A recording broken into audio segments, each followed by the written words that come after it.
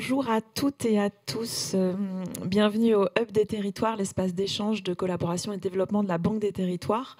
Je suis Anne-Sophie Incelin. Je suis ravie de vous accueillir aujourd'hui avec Isabelle Bonaujoin, responsable de l'économie mixte à la direction d'investissement, pour cette nouvelle séquence, ce nouvel atelier du réseau national des foncières de redynamisation. Alors j'ai essayé de compter, je crois que c'est le 16e il me semble, c'est ça, on me dit oui dans la salle. On a démarré il y a 3 ans et demi, bientôt 4 ans. Voilà, et on est content de vous savoir toujours aussi nombreux pour ce format. On prend le temps de rentrer dans le détail, on va dire, de tous les aspects qui peuvent intéresser ces foncières de redynamisation. Aujourd'hui, on va s'intéresser plus spécifiquement sur l'intervention sur l'immobilier de centre-ville. On fera du partage de connaissances, on aura des retours d'expérience. L'idée, c'est vraiment d'avoir un format le plus opérationnel possible. Et on voit que ça marche, donc on est très content de vous savoir aussi fidèle parce qu'on a quelques personnes dans la salle, mais on a aussi beaucoup de monde connecté à distance sur Teams et on prend le temps aussi de les saluer. Bonjour à tous.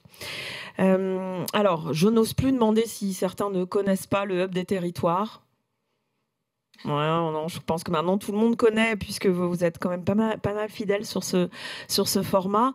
Je tenais à vous dire qu'on a une programmation publique assez large avec un certain nombre de sujets qui peuvent intéresser les EPL, bien sûr, les collectivités sur l'ensemble des champs d'intervention de la Banque des Territoires. Si vous n'êtes pas abonné à la newsletter, je vous invite vraiment à le faire. Comme ça, vous aurez toutes les informations sur cette programmation publique. On organise des cycles d'événements au Hub. On a l'année dernière tenu un cycle sur la sobriété foncière. On a même ici, pour ceux qui sont sur site, les planches visuelles qui ont été produites dans le cadre de ce cycle. On vient de finir un cycle sur data et IA et on va démarrer un cycle sur l'adaptation au changement climatique. Voilà, autant de sujets qui peuvent éventuellement vous intéresser. Sachez que l'ensemble des événements publics sont enregistrés. On fait un replay. Donc, sur la plateforme de la Banque des Territoires, vous pouvez retrouver l'ensemble des replays des événements dont je viens de parler sur les cycles. Et puis, bien sûr, tout ce qu'on organise avec Isabelle et son équipe. Je ne sais pas si on a les 15 précédents ateliers, parce qu'à un moment, il faut faire un peu de tri quand même sur la plateforme, mais on en a pas mal. Vous retrouvez notamment l'événement de ce matin, pour ceux qui ont fait ce matin et cet après-midi.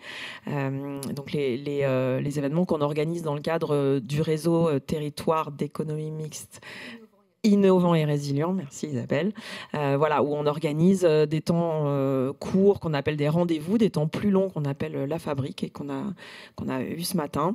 Voilà, tout ça est en ligne, n'hésitez pas à aller faire un tour sur les pages du Hub. Voilà, je pense que j'ai terminé. Je laisse la main à Isabelle pour rentrer un peu plus dans le contenu. Merci beaucoup Anne-Sophie. Bonjour à toutes et à tous. C'est vraiment un plaisir de vous retrouver. Anne-Sophie le disait, les éditions se suivent et avec toujours un succès d'audience. Vous êtes quasiment 250 encore inscrits aujourd'hui, donc en présentiel, en distanciel. Donc merci de votre fidélité.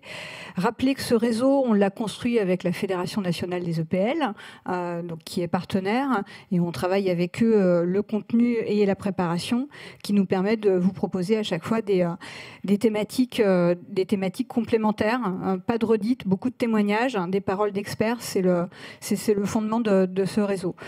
Aujourd'hui, 2 tables rondes. Une première, on va prendre un peu de hauteur pour vous partager quelques chiffres sur le déploiement de ces foncières de redynamisation dans les territoires, et c'est Magali qui animera cette première table ronde.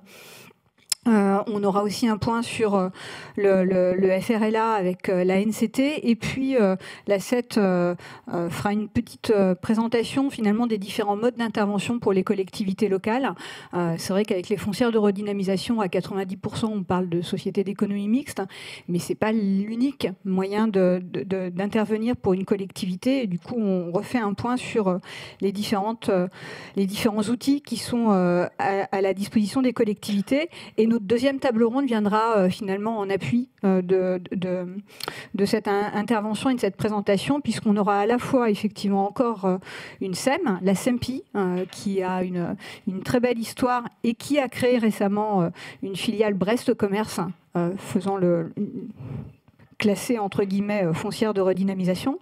Et on aura aussi le témoignage de la SPL Marne-au-Bois, qui notamment gère un contrat de revitalisation artisanale et commerciale. On en a déjà parlé dans nos travaux, mais on aura l'occasion avec la SPL de entrer dans un retour d'expérience concret, mais pas que, et c'est ça qui est aussi intéressant dans le retour d'expérience que nous fera la SPL Marne-au-Bois. Voilà. Quelques prochains rendez-vous, très rapidement. Le 4 juin prochain, on lance le réseau national des EPL d'ENR avec la Fédération des EPL.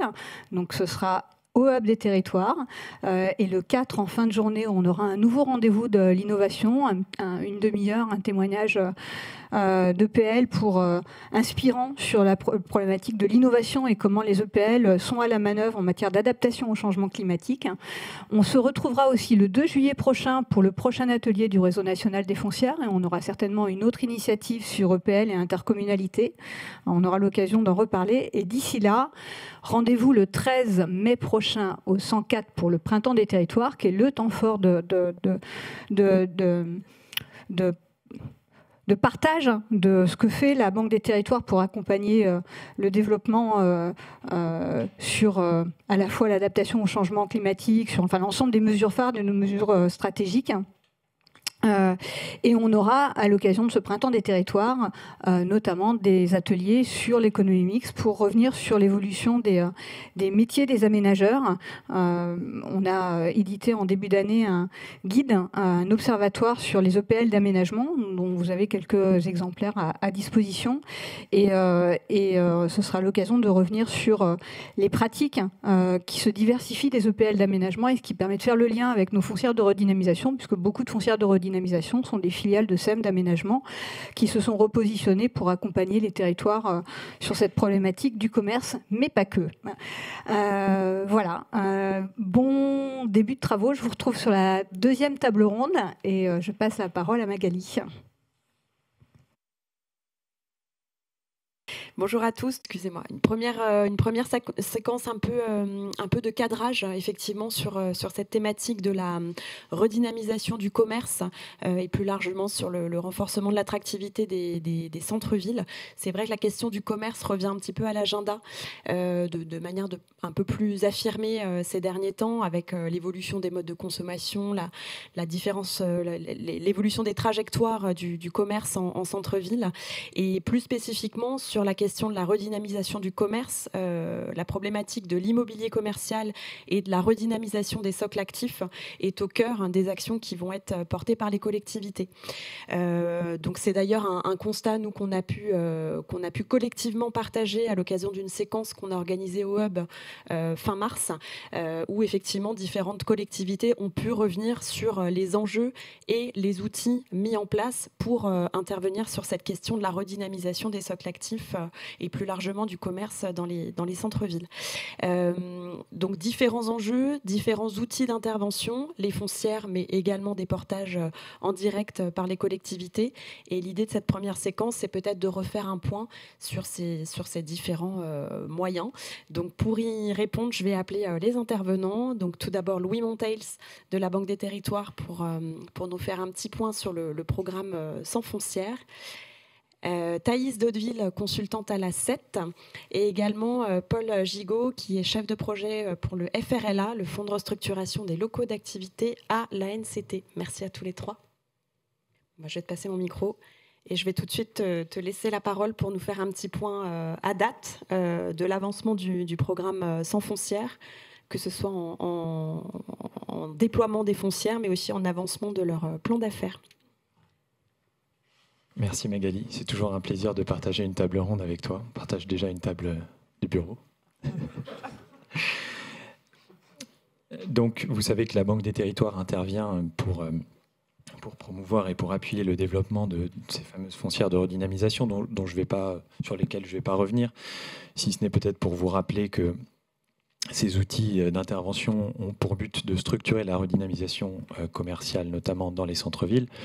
Elles interviennent sur de l'immobilier commercial. Elles ont en réalité un spectre assez large, puisque leur fonction principale est de coordonner des projets dans différents domaines, que ce soit effectivement le commerce, mais ça peut aller sur le tourisme, et puis elles ont évidemment un rôle sur l'habitat également.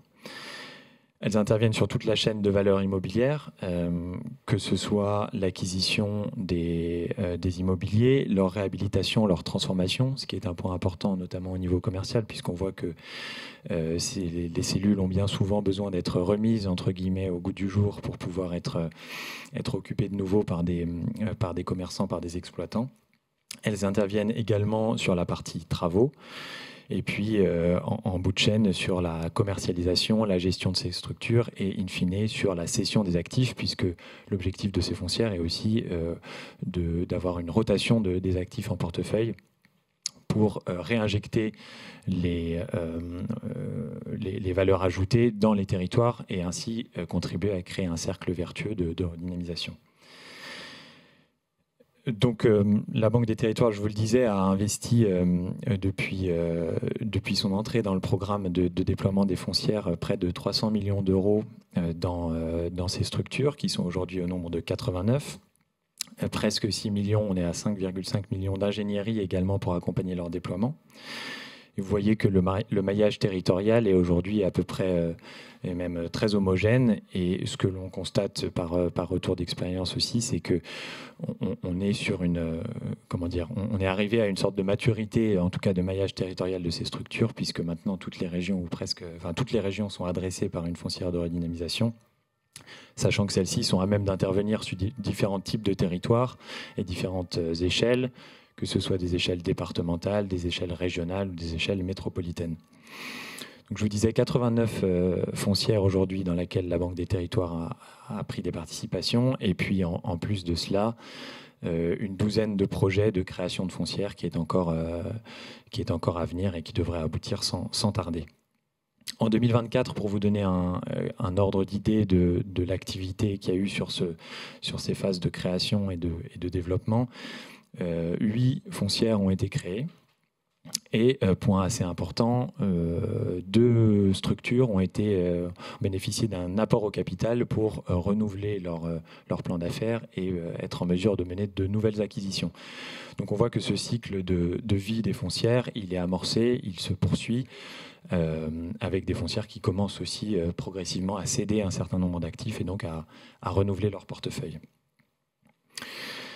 Enfin, juste un mot pour vous expliquer d'où proviennent les slides que je vous présente. Nous avons institué depuis 2021 une démarche d'observation, donc un observatoire des foncières qui mesure trimestriellement le déploiement des projets à la fois en perspective à travers l'analyse des plans d'affaires des dites foncières et puis les opérations qui sont effectivement livrées, que ce soit des actifs qui soient restructurés à partir de cellules qui avaient une fonction autre qu'une fonction commerciale, par exemple, ou dans certains cas, des actifs qui soient créés ex nihilo. Donc, pour rentrer dans ce détail, je vais vous donner quelques chiffres et quelques données sur l'activité proprement dite des foncières. Je commencerai par les chiffres et puis après, je vous livrerai une analyse succincte de ce qu'on peut en lire aussi avec une vision dynamique. Aujourd'hui, on est à un peu plus d'1 millier d'actifs qui ont été restructurés ou créés par les foncières, ce qui représente environ 200 000 m² de locaux d'activité et de commerce. Et on constate que dans les plans d'affaires, on a un peu plus du double de cellules qui sont en cours d'étude ou qui sont pour certaines même en cours de travaux, ce qui représente un supplément d'environ 400 000 m². Les 2 constats que l'on fait, nous, en regardant un peu l'évolution dans le temps, grâce à cet observatoire des foncières de ces chiffres, c'est que, d'une part, les foncières parviennent très bien et affichent un taux de livraison qui est tout à fait important, puisque entre septembre 2023 et décembre 2024, le nombre de cellules qui ont été effectivement livrées a cru de 30%.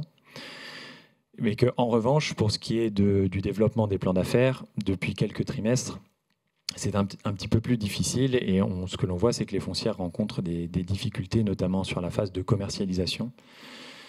difficultés qui sont liées pour beaucoup, essentiellement à des risques, des problématiques conjoncturelles qui font que voilà, si les foncières parviennent effectivement à faire les travaux, livrer et remettre sur le marché des actifs tout à fait en état d'être occupés, elles rencontrent un peu plus de contraintes dans la phase de développement, pour ainsi dire.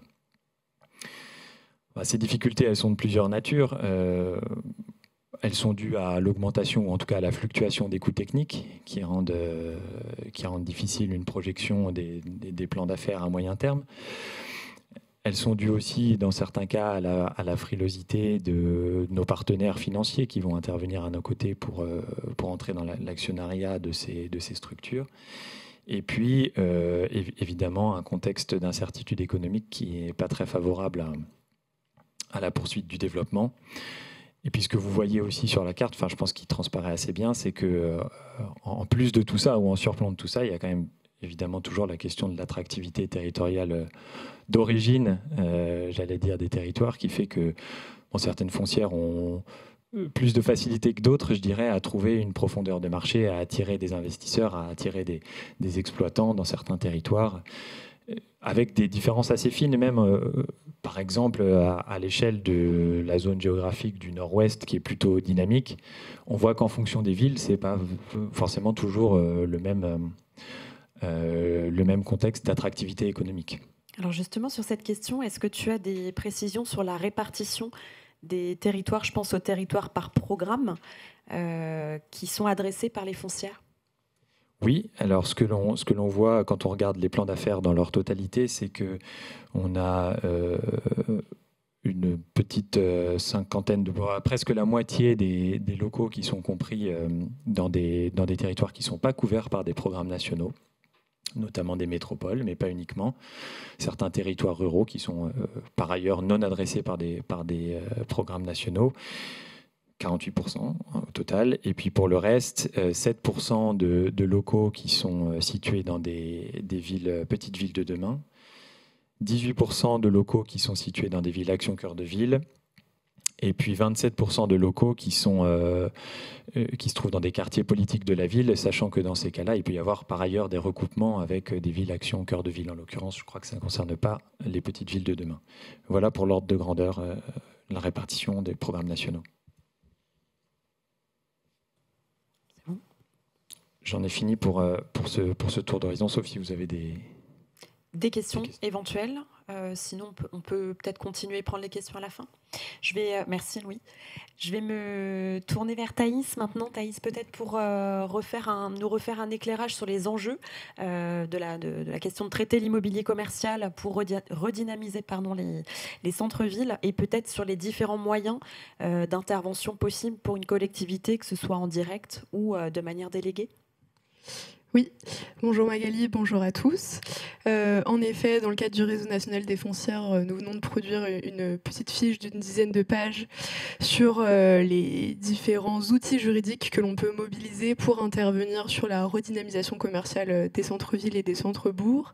Et du coup, c'est l'occasion pour moi de revenir un petit peu sur le sujet et de vous présenter justement ces différents modes d'intervention. Est-ce que... Hop, super. En point introductif, peut-être rappeler juste que l'exercice de compétences de soutien au commerce, c'est aujourd'hui un enjeu vraiment très fort pour les collectivités, un enjeu stratégique pour pouvoir redynamiser les centres-villes. Cette compétence, elle est exercée soit par les communes ou les EPCI selon la répartition des compétences qu'elles ont, et elle s'articule autour de plusieurs axes clés, notamment la gestion du foncier commercial, la lutte contre la vacance, l'aide à l'installation de nouveaux commerces et la gestion active des rez-de-chaussée. Et donc, un des outils majeurs pour intervenir sur tous ces points, c'est la capacité à acquérir et à réhabiliter des cellules commerciales. Et pour ce faire, il y a donc 3 modes d'intervention que peuvent utiliser les collectivités. Le premier mode, c'est l'intervention en régie. Le deuxième mode, c'est celui d'intervenir au travers d'un outil dédié qui serait une SPL. Et la troisième possibilité, c'est de passer par une SEM. Je vous propose de revenir un peu plus en détail sur ces 3 modes d'intervention. Pour les régies, il peut y avoir trois types de régies, mais peut-être en préambule, juste rappeler que l'intervention en régie, ça suppose une intervention, une gestion directe de l'activité par la collectivité, ce qui veut dire qu'elle va mobiliser ses propres moyens financiers, humains, techniques pour réaliser ses activités, mais que c'est du coup aussi la collectivité qui va prendre les risques financiers, administratifs derrière, puisqu'elle va gérer l'activité. Le premier mode de gestion en régie, c'est la régie directe sans budget annexe, donc c'est-à-dire l'activité est vraiment intégrée à l'activité de la collectivité. Il existe aussi la régie à simple autonomie financière, ce qui veut dire que la régie dispose d'un budget annexe. Ces deux modes d'intervention, ils sont plutôt adaptés pour la prise en charge de petites opérations ou plutôt modestes ou intermédiaires, parce que ça signifie que tout le suivi administratif, il va être supporté par les services existants au sein de la collectivité et les risques aussi, donc il faut qu'elle en ait la capacité. Pour des options un peu plus des opérations un peu plus importantes, on peut opter pour la régie à autonomie financière et personnalité morale.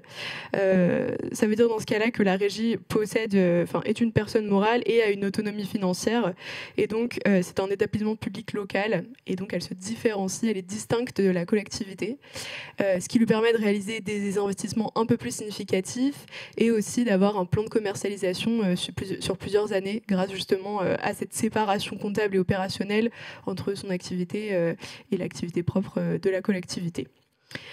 Vous retrouverez dans notre fiche un exemple assez intéressant qui est celui de la ville de Thiers, dans le Puy-de-Dôme, qui est intervenu à plusieurs reprises sur son linéaire commercial. Et notamment dans la fiche, on présente l'exemple du bâtiment Défi-Mode, qui est un bâtiment en fait historique situé en entrée de ville, qui était très dégradé et fermé depuis de nombreuses années, et qui était propriété de la ville. Donc c'est pour ça qu'elle est intervenue en régie, étant déjà propriétaire du bâtiment.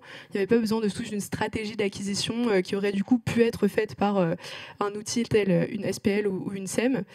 Et donc la collectivité est vraiment intervenue comme une foncière sur tous les axes de la chaîne de valeur d'une foncière, les études amont, l'acquisition, le suivi des travaux, et puis elle a déjà commencé à travailler sur la commercialisation des locaux. L'objectif étant d'installer à la fois un centre de formation des aides-soignants de la région, mais aussi un restaurant, un bar, et de faire une halle avec des commerces de bouche qui manquaient en centre-ville pour pouvoir aussi apporter ce service aux habitants. Donc voilà, c'est un exemple de régie d'intervention en régie assez complet et assez intéressant. Je passe aux autres modes, donc l'intervention avec un outil dédié, donc des SPL ou des SEM. Ce qui est intéressant de noter, c'est que via une EPL, une collectivité peut intervenir sur un sujet sans détenir forcément la compétence, dans notre cas développement économique ou soutien aux activités commerciales, puisque les dispositions du Code général des collectivités territoriales n'imposent pas aux collectivités actionnaires d'une entreprise publique locale de détenir l'ensemble des compétences des domaines dans lesquels vont intervenir cette EPL. Donc du coup, par ce biais, les collectivités peuvent intervenir sur la redynamisation commerciale. Je fais d'abord un petit focus sur les SPL, donc les sociétés publiques locales. Pour rappeler très brièvement, une SPL, elle a un capital 100% public, avec au minimum 2 actionnaires, du coup. Elle dépend du droit privé, ce qui lui donne du coup une certaine flexibilité et réactivité pour intervenir sur différents sujets.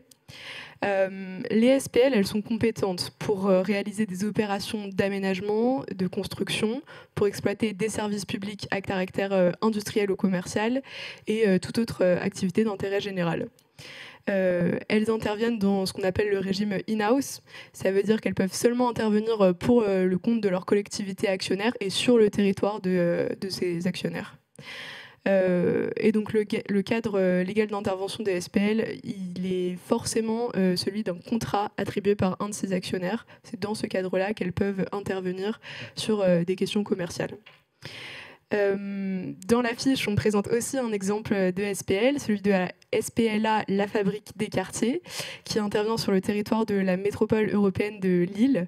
Et notamment, on a un petit peu focalisé sur l'intervention de la SPL dans le cadre d'une concession d'aménagement sur la ville de Tourcoing. Donc c'est une concession qui a une durée de 15 ans et de 13 millions d'euros. Et la SPL intervient à la fois sur des logements, mais aussi sur une vingtaine de commerces. Actuellement, il y en a 3 qui ont été restructurés et livrés, surtout des commerces de bouche, encore une fois. Et c'était une intervention très importante pour la collectivité et la SPL, puisqu'elle a permis de maîtriser 5 à 10% du linéaire commercial de la ville, donc ce qui est assez conséquent et permet d'engendrer une nouvelle dynamique au niveau commercial sur cette commune.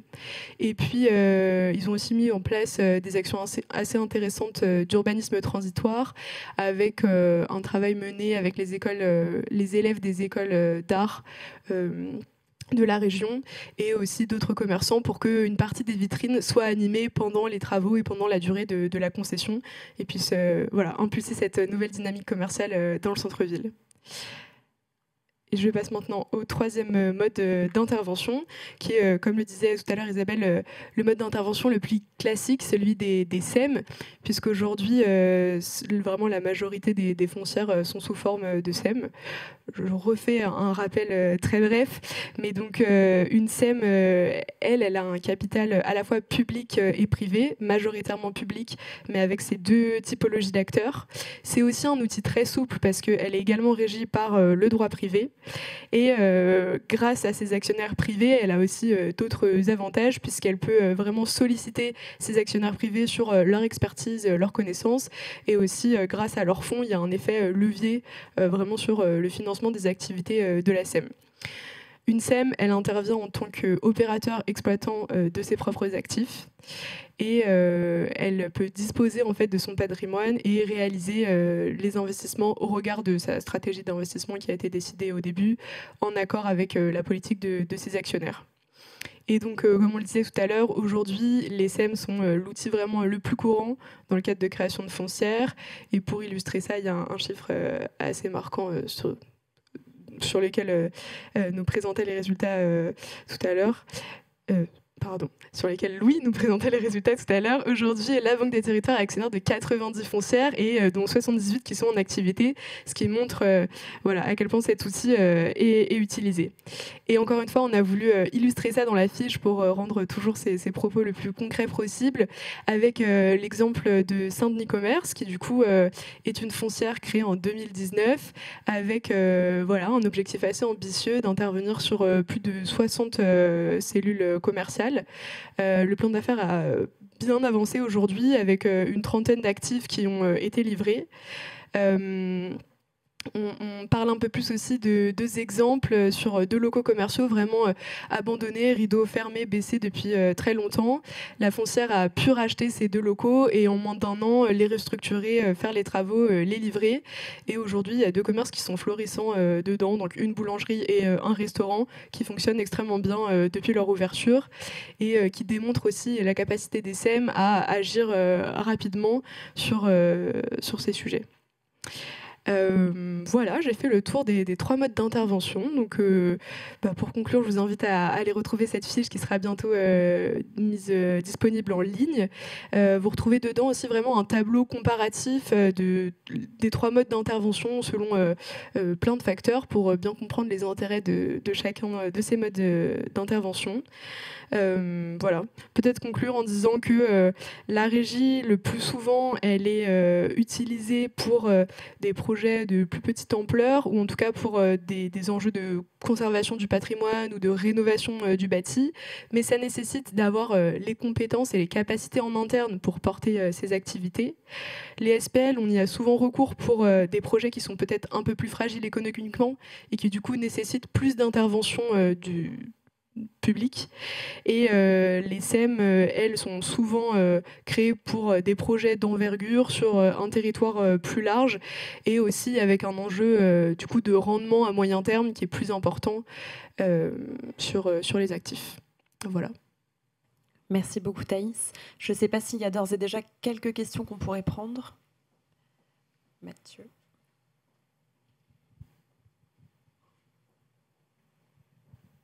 Une question en ligne peut-être sur les possibilités d'intervention dans des structures à majorité privée où la collectivité interviendrait plus en soutien. Du coup, pas d'ESSEM. Enfin, je vois pas de quel type de structure on parle. Avec un actionnaire privé autour de la table, en fait. Oui, c'est un autre format. Oui. Du coup, l'intervention est aussi possible. Elle sera différente dans le sens où si la majorité des actionnaires sont des actionnaires privés, ça sera peut-être aussi leurs enjeux qui seront d'autant plus mis en avant. Notamment, je pense que ça rejoint l'enjeu avec les CM de la rentabilité économique des actifs qui sera surtout regardée et qui du coup détermine les actifs sur lesquels on peut intervenir et le regard aussi porté à s'assurer d'avoir des porteurs de projets derrière pour avoir une rentabilité économique sur les actifs.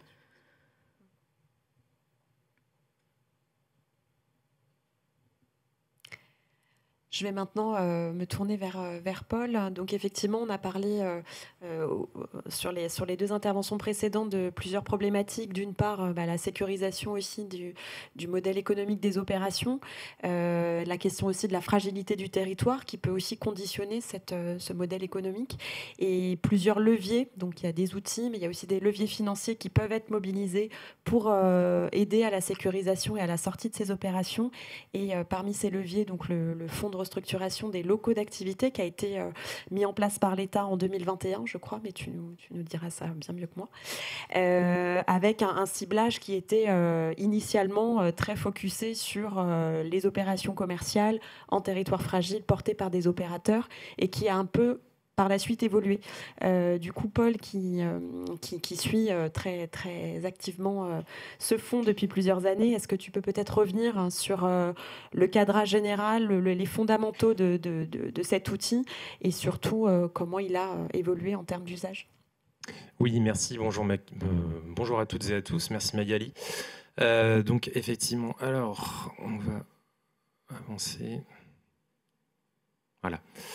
Donc tu l'as dit, le fonds, le RLA, de restructuration des locaux d'activité, c'est un dispositif financier qui a été mis en place à partir de 2021 et qui était doté donc d'une enveloppe sur la première mouture de 60 millions d'euros. Victime de son succès, ce dispositif donc, a été reconduit à partir de 2023 sur une enveloppe certes inférieure, mais qui a là aussi montré son succès, qui était donc de 25 millions d'euros, puis une vingtaine de millions d'euros sur l'année 2024.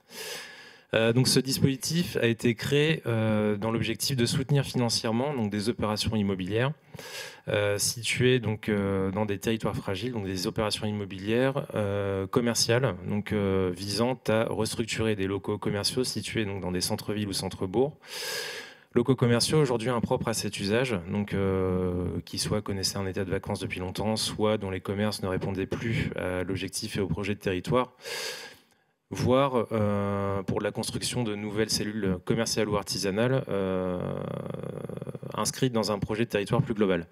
Donc c'est un dispositif qui s'adresse à des territoires fragiles, donc notamment les territoires qui font l'objet d'un programme porté par l'Agence nationale de la cohésion des territoires, en l'occurrence Action Cœur de Ville et Petites Villes de demain.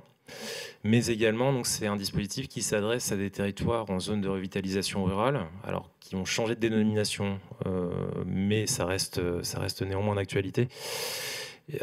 Également sur les quartiers politiques de la ville et sur les zones d'aide à finalité régionale. Donc on brasse un petit peu large, mais vraiment la focale initiale, c'est de s'adresser à des territoires qui aujourd'hui ne disposent pas d'un marché suffisant ou en tout cas où l'équation financière est trop difficile à équilibrer pour permettre de sortir une opération sans aide publique. C'est un dispositif qui s'adresse à des opérateurs publics ou privés. Donc on a fait un inventaire un petit peu des opérateurs qui étaient en capacité de mener des opérations de redynamisation commerciale de centre-ville. Donc bien sûr, tous ces opérateurs sont des cibles du fonds, auxquels on peut ajouter finalement à l'origine l'ensemble des opérateurs privés, type promoteurs immobiliers, bailleurs sociaux également, mais également des SCI, des SARL, enfin tout type de structures finalement qui permettent de porter ce type de projet. En 2023, donc lors du renouvellement de l'enveloppe, ce dispositif, on l'a ouvert aux collectivités. À défaut, donc, alors charge aux collectivités de nous faire la démonstration que sur ces opérations commerciales, il n'y avait aucun opérateur spécialisé en place, en capacité de porter ces opérations.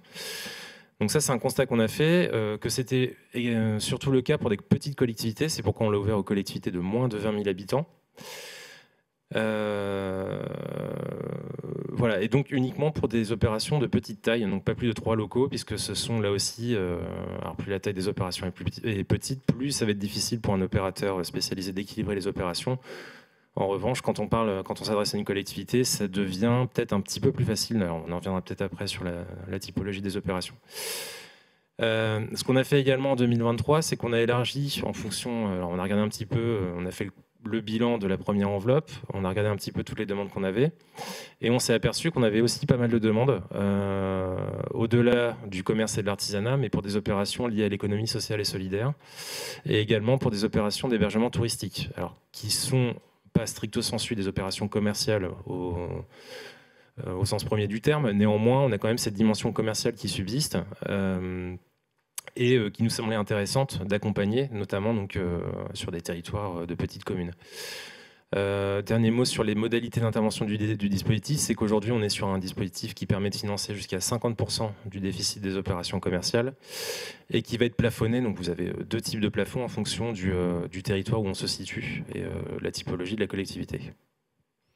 Et justement, suite à cet élargissement de la capacité à aller émarger au FRLA, est-ce qu'on a des distinctions? Enfin, déjà, quelle est la proportion des foncières versus portage en direct?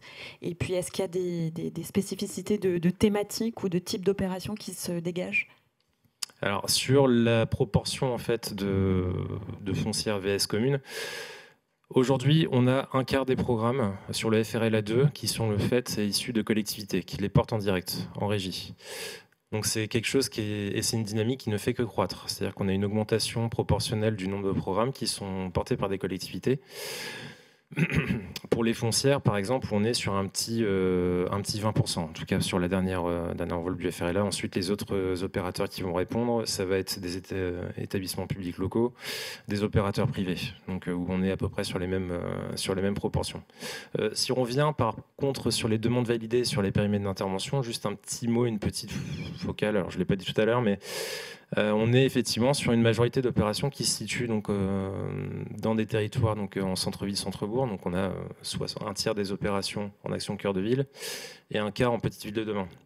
Donc on voit qu'on a quand même une proportion assez importante d'opérations qui se situent dans des collectivités de taille modeste. Alors pour une répartition géographique là aussi assez homogène au niveau du territoire national, donc c'était aussi un des objectifs qu'on avait, c'était de pouvoir toucher l'ensemble des régions françaises. Et donc si on s'intéresse plus à la typologie des opérations et notamment les opérations qui sont portées par les collectivités, donc je le disais, on a de plus en plus d'opérations qui sont portées, qui sont le fait de communes, qui en assurent donc la maîtrise d'ouvrage, de la restructuration des locaux commerciaux concernés. Alors l'effet qu'on a vu, c'est qu'on a une tendance à la baisse du nombre d'opérations par programme, puisque lorsqu'on instruit des demandes, les programmes peuvent aller de 1 à une dizaine d'opérations. Lorsqu'on est sur une commune, on est plutôt sur 1 à 2 opérations, avec une moyenne donc aujourd'hui qui se situe aux environs de 2 opérations. Et donc oui, excusez-moi, je perds un peu le fil.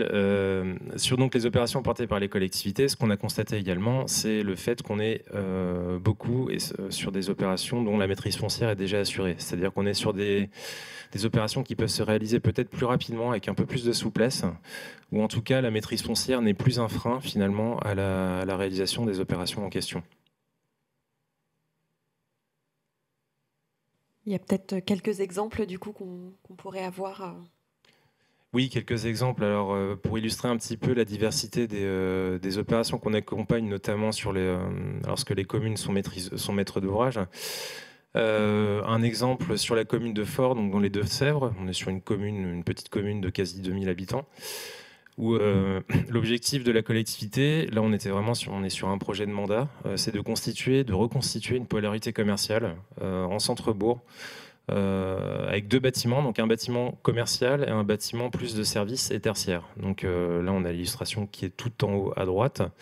On est sur une construction neuve, donc en l'occurrence, on accompagne l'opération commerciale, donc c'est le bâtiment de gauche, qui donc va faire 530 mètres carrés pour au total quasiment 300 000 € de subvention FRLA.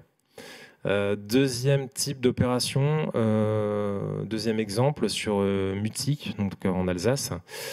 On est là sur la réhabilitation d'un bâtiment du patrimoine industriel, qui est donc l'ancienne brasserie qui est située en centre-ville et qui marque vraiment la caractéristique du centre-ville de Mutzig, où l'objectif de la commune est là de réhabiliter finalement cette brasserie, d'y créer un espace muséal, mais également d'y créer un restaurant.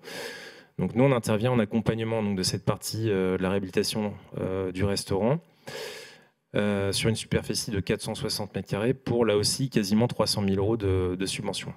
Et enfin, peut-être un dernier exemple sur une commune plus modeste où, donc, qui est classée en ZRR et qui fait moins de 1000 habitants, donc à Saint-Oud dans l'Indre, où la collectivité souhaite donc réhabiliter un ancien restaurant pour transformer le local en 2 locaux, en l'occurrence un restaurant, qu'on conservait la vocation restaurant, et une boucherie. Donc là, on est sur là aussi un dossier dont la maîtrise foncière a été réalisée pour 300 mètres carrés et près de 200 000 € de subvention. Moi, j'avais une question, alors qui n'était pas prévue, mais je sais que tu vas pouvoir y répondre. C'est sur l'articulation, parce que là, on voit qu'on est sur des territoires quand même assez de petite densité. Il y a également le fonds pour le soutien au commerce rural. Et du coup, quelle est l'articulation entre ces 2 fonds et comment vous faites éventuellement ce tri ? Alors en fait, ces 2 fonds n'ont pas forcément les mêmes objectifs. C'est-à-dire que le fonds de restructuration des locaux d'activité va s'adresser à tout type de projet commercial ou artisanal, indépendamment de la nature du commerce à venir ou de l'activité artisanale. Le principe du FRLA, c'est également de pouvoir livrer des coques brutes sans s'intéresser forcément à l'aménagement qui sera fait ensuite des locaux à l'intérieur, alors que le fonds de soutien au commerce rural va s'adresser à des territoires qui sont aujourd'hui soit totalement dépourvus de commerce, ou alors où l'offre commerciale ne répond plus aux besoins de première nécessité de la population. Donc là, l'idée, c'est vraiment, ce fonds de soutien au commerce rural, de venir accompagner des projets d'implantation de commerce multiservices dans des territoires qui en sont aujourd'hui dépourvus, pour justement accompagner et aider les populations qui aujourd'hui sont parfois obligées de faire 10, 15, 20 km pour trouver justement cette offre commerciale de première nécessité. Donc on est bien sur des objets qui sont assez différents. Donc, et je précise que les 2 ne sont pas cumulables. Et j'avais enfin une dernière question qui, je pense, est partagée par un bon nombre. Quelles sont les suites après 4 ans d'existence du FRLA ? Alors les suites, aujourd'hui, alors d'ailleurs ça vaut également pour le commerce rural, les plateformes de dépôt des demandes de subventions sont encore ouvertes, donc vous pouvez tout à fait déposer des dossiers, des demandes, et d'ailleurs je vous encourage à le faire.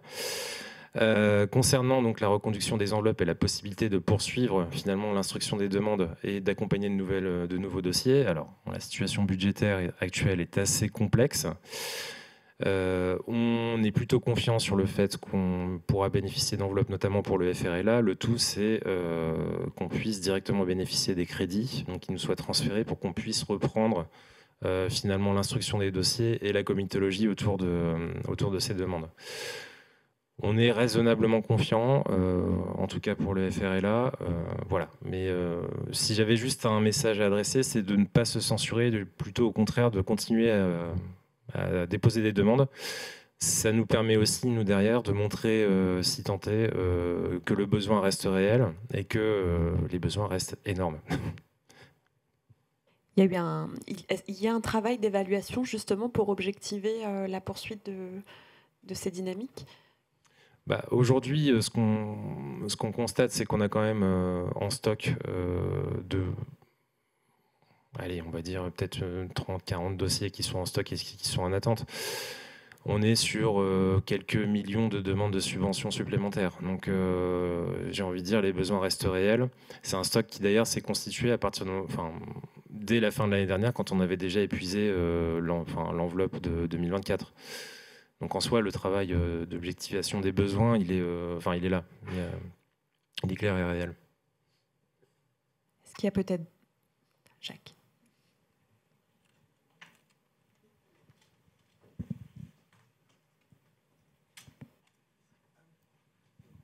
Oui, j'imagine que vous avez beaucoup plus d'appelés que d'élus. Est-ce que vous pouvez nous parler un peu des critères prioritaires de sélection ? Alors, ils sont de plusieurs ordres. Alors, le premier, c'est est-ce qu'on est sur un territoire éligible ? Donc, Action Cœur de Ville, Petite Ville de demain, enfin, je vous passe toute la liste. Le deuxième, ça va être est-ce qu'on est bien sur un programme éligible ? Donc, est-ce qu'on est bien sur une opération commerciale, artisanale ou de service ?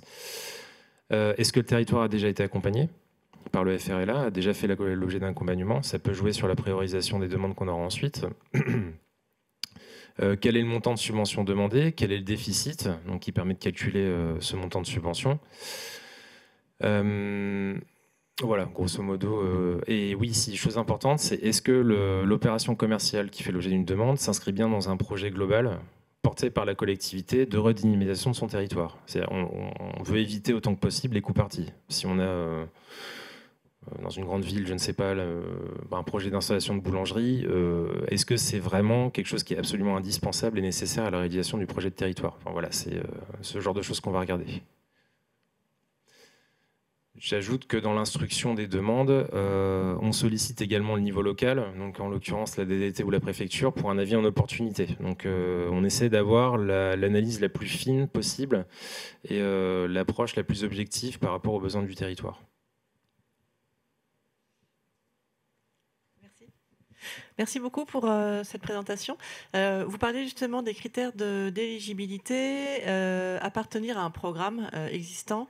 Pour les communes qui ne sont ni dans ACV ni dans Petite Ville de demain, mais plutôt Village d'avenir, est-ce qu'ils sont éligibles? Est-ce qu'elles sont éligibles ou pas? C'est ma première question. Alors, aujourd'hui, Village d'avenir ne fait pas partie des... Oui, en fait, pas encore. Alors, c'est une évolution qu'on pourrait porter au prochain comité technique lorsqu'on sera en capacité de le tenir. C'est quelque chose qu'on demandera justement de pouvoir intégrer Village d'avenir, je pense, dans les territoires éligibles au FRLA. Alors, il se trouve qu'on a quand même pas mal de villages d'avenir qui sont en ZRR.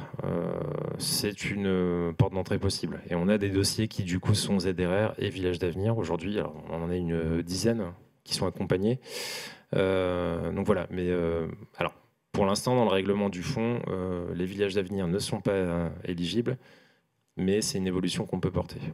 Est-ce qu'il y a des cas de figure avec une solidarité territoriale où dans un EPCI, il y a une commune qui est PVD, qui souscrit et qui reverse l'argent à une commune dans son EPCI qui est village d'avenir ou autre? Non, il n'y a pas ce genre de choses. Non, on regarde vraiment le territoire d'implantation du commerce et on regarde où il est situé finalement. Ok. Et pour d'autres communes alors qui seraient éligibles, mon autre question... donc vous disiez en effet que parmi les opérations portées, enfin que vous accompagnez, souvent la maîtrise foncière publique est réalisée. Quand ça n'est pas le cas, j'imagine. Enfin, est-ce que vous intervenez aussi? Est-ce que vous, votre participation, enfin la sub, c'est sur de l'investissement? C'est pas fort. Et l'investissement, c'est l'investissement dans une réhab ou c'est aussi l'investissement pour acheter le foncier ou la boutique si la collectivité ne l'a pas encore acquise, par exemple? Les deux, mon capitaine. Okay. Oui, non, on intervient en fait en investissement sur la partie études préalables, la partie acquisition foncière et la partie travaux. Donc ça permet déjà d'avoir une assiette subventionnable assez importante et de répondre à des besoins certains.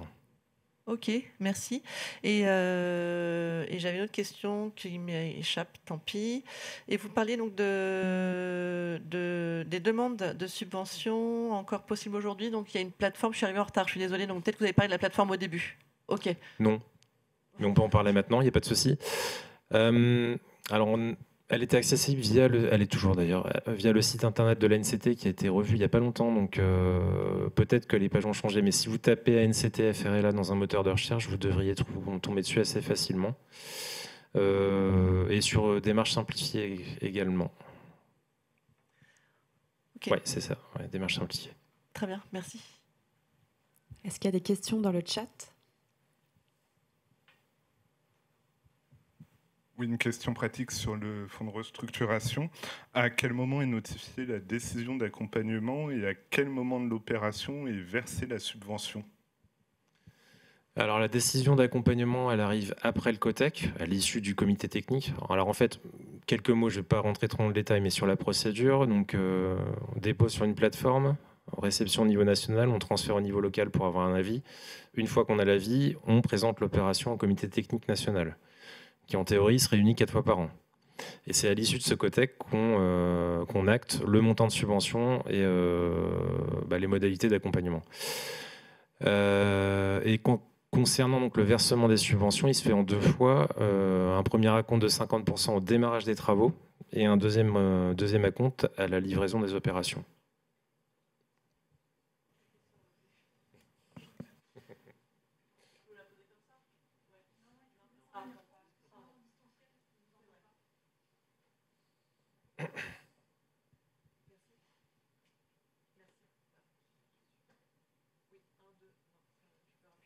Ah oui, voilà, pardon.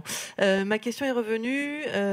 Vous venez en appui aux collectivités et est-ce que vous venez également en appui auprès d'investisseurs privés en fait, c'est-à-dire Oui. qui sont en lien avec des collectivités, hein, mais ok. Oui, c'est ce que je disais au début, c'est qu'on est à l'origine même du FRLA, on était plutôt quasi exclusivement dédié à l'accompagnement d'investisseurs privés. C'est vrai, merci. Donc, oui. Une dernière question peut-être, Mathieu? Toujours par rapport au périmètre d'éligibilité, par rapport aux communes qui sont en ORT. Donc j'imagine si elles ne sont pas forcément de base ACV ou PVD, mais qu'elles ont quand même une ORT sur leur territoire, est-ce qu'elles sont éligibles? Oui. Les périmètres d'ORT font partie des territoires éligibles. Je pense qu'on est arrivé au bout de cette première séquence. Je vais remercier nos 3 intervenants et peut-être faire une petite annonce sur différentes publications déjà parues et à venir qui reprennent un peu bien les différentes problématiques qu'on a évoquées. Entre les différents modes de portage sur des opérations d'immobilier commercial, mais également de leviers mobilisables pour les sécuriser. Donc un premier guide, nous, qu'on a publié il y a quelques jours, donc sur les outils mobilisables par les collectivités pour agir sur le commerce et redynamiser les centres-villes. Donc on vous mettra le lien de la publication dans le chat. Et également un autre guide qui est en cours de finalisation, qui est cette fois-ci plus focalisé sur le rôle des foncières de redynamisation, justement sur la déclinaison de ces stratégies de redynamisation des centralités, qui prévoit donc d'être publié en juin et qui fera certainement l'occasion d'une restitution à l'occasion de notre prochain atelier au Hub du 2 juillet. Et je vais laisser la main à Isabelle pour la suite. Merci.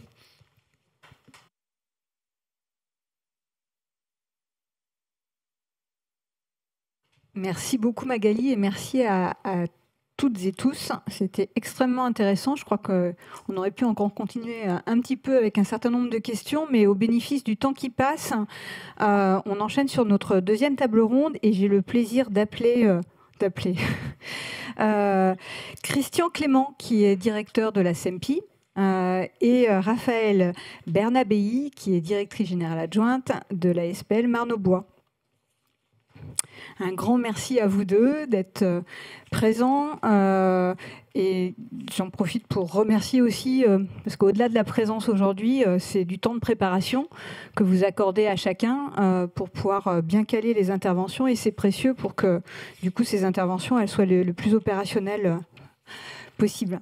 Peut-être Christian, si vous le permettez, je vous propose qu'on commence avec la CEMPI, avec l'expérience de la CEMPI, d'autant que la CEMPI est bien connue. Vous avez déjà une activité qui est reconnue et appréciée sur votre territoire. Peut-être nous en dire quelques mots, présenter la société, et puis après, effectivement, qu'on puisse revenir sur Brest Commerce, qui est la foncière de redynamisation récemment créée. Voilà, la CEMPI, à la base, c'est une foncière.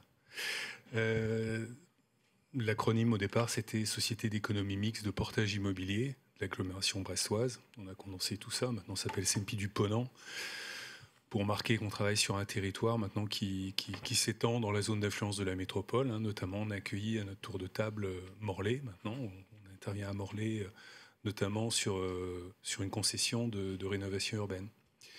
La SMP, c'est une douzaine de collaborateurs, c'est environ 60 millions d'actifs.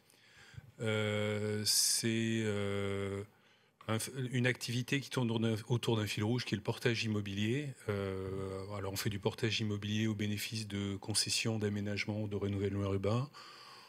On fait du portage immobilier au bénéfice du développement économique. Notamment, on est très très présent sur le technopole de Brest, Siroise. Voilà, on intervient historiquement, c'était une SEM de logement social, et donc on a encore gardé quelques foyers résidences qui sont à la fois notre identité et puis un socle de base de notre activité. Et on s'est diversifié aussi, sachant que l'idée était aussi de faire du portage sur ce sujet-là, mais que pour des raisons que je ne développerai pas, ça n'a pas été possible. On fait un peu d'assistance à la maîtrise d'ouvrage sur la rénovation énergétique des copros, au travers d'un dispositif qui s'appelle Tinergie. Voilà. Donc ça, c'est l'origine de la SMP, et c'est la raison pour laquelle on est entré dans cette mécanique des foncières. Il nous aurait semblé naturel que la SMP soit la foncière commerce, mais dans le cadre de la création dans le cadre du dispositif d'accompagnement de ces foncières commerce, ce qui était demandé, c'était d'avoir des structures dédiées. Donc, on a procédé à la mise en place d'une structure dédiée. Plus particulièrement, finalement, dans la stratégie qui est la vôtre en matière de commerce, je vois le support. Je ne sais pas si vous souhaitez passer vous-même les slides, ou est-ce que vous souhaitez que je vous les passe? Super, ouais. C'est sur le côté. Sinon, prenez celle. Voilà, top. Oui, donc la première slide, c'est pour rappeler qu'on était sur un enjeu d'intérêt général et sur lequel la SMP travaille depuis longtemps, sur lequel la métropole et la CCI, qui sont nos actionnaires, travaillent depuis encore plus longtemps. Voilà, c'est un facteur d'attractivité, de rayonnement, c'est un vecteur d'emploi, hein, dans un pays où on fabrique plus grand-chose. On vend encore beaucoup. Malheureusement, on ne vend pas toujours à l'endroit où on aimerait qu'on vende. Et donc, c'est des problématiques, c'est la localisation de ce commerce. C'est un facteur de lien social. On est dans un monde alors de risque, on va dire, d'évolution, hein, d'évolution constante avec les mutations du commerce, notamment tout ce qui se passe sur la banque assurance. Hein, et donc là aussi, on a nos actionnaires qui sont très sensibles à tout ça et qui veille à accompagner le mouvement. Et la foncière est un outil pour ça. Voilà. Donc tout ça justifie l'intervention publique. Je rappelle encore une fois, l'actionnaire principal de la SMP, c'est la métropole de Brest, avec la ville. Et on a notre conseil d'administration, bien entendu la Caisse des dépôts, mais aussi la Chambre de commerce et d'industrie, et puis les banques mutualistes du territoire.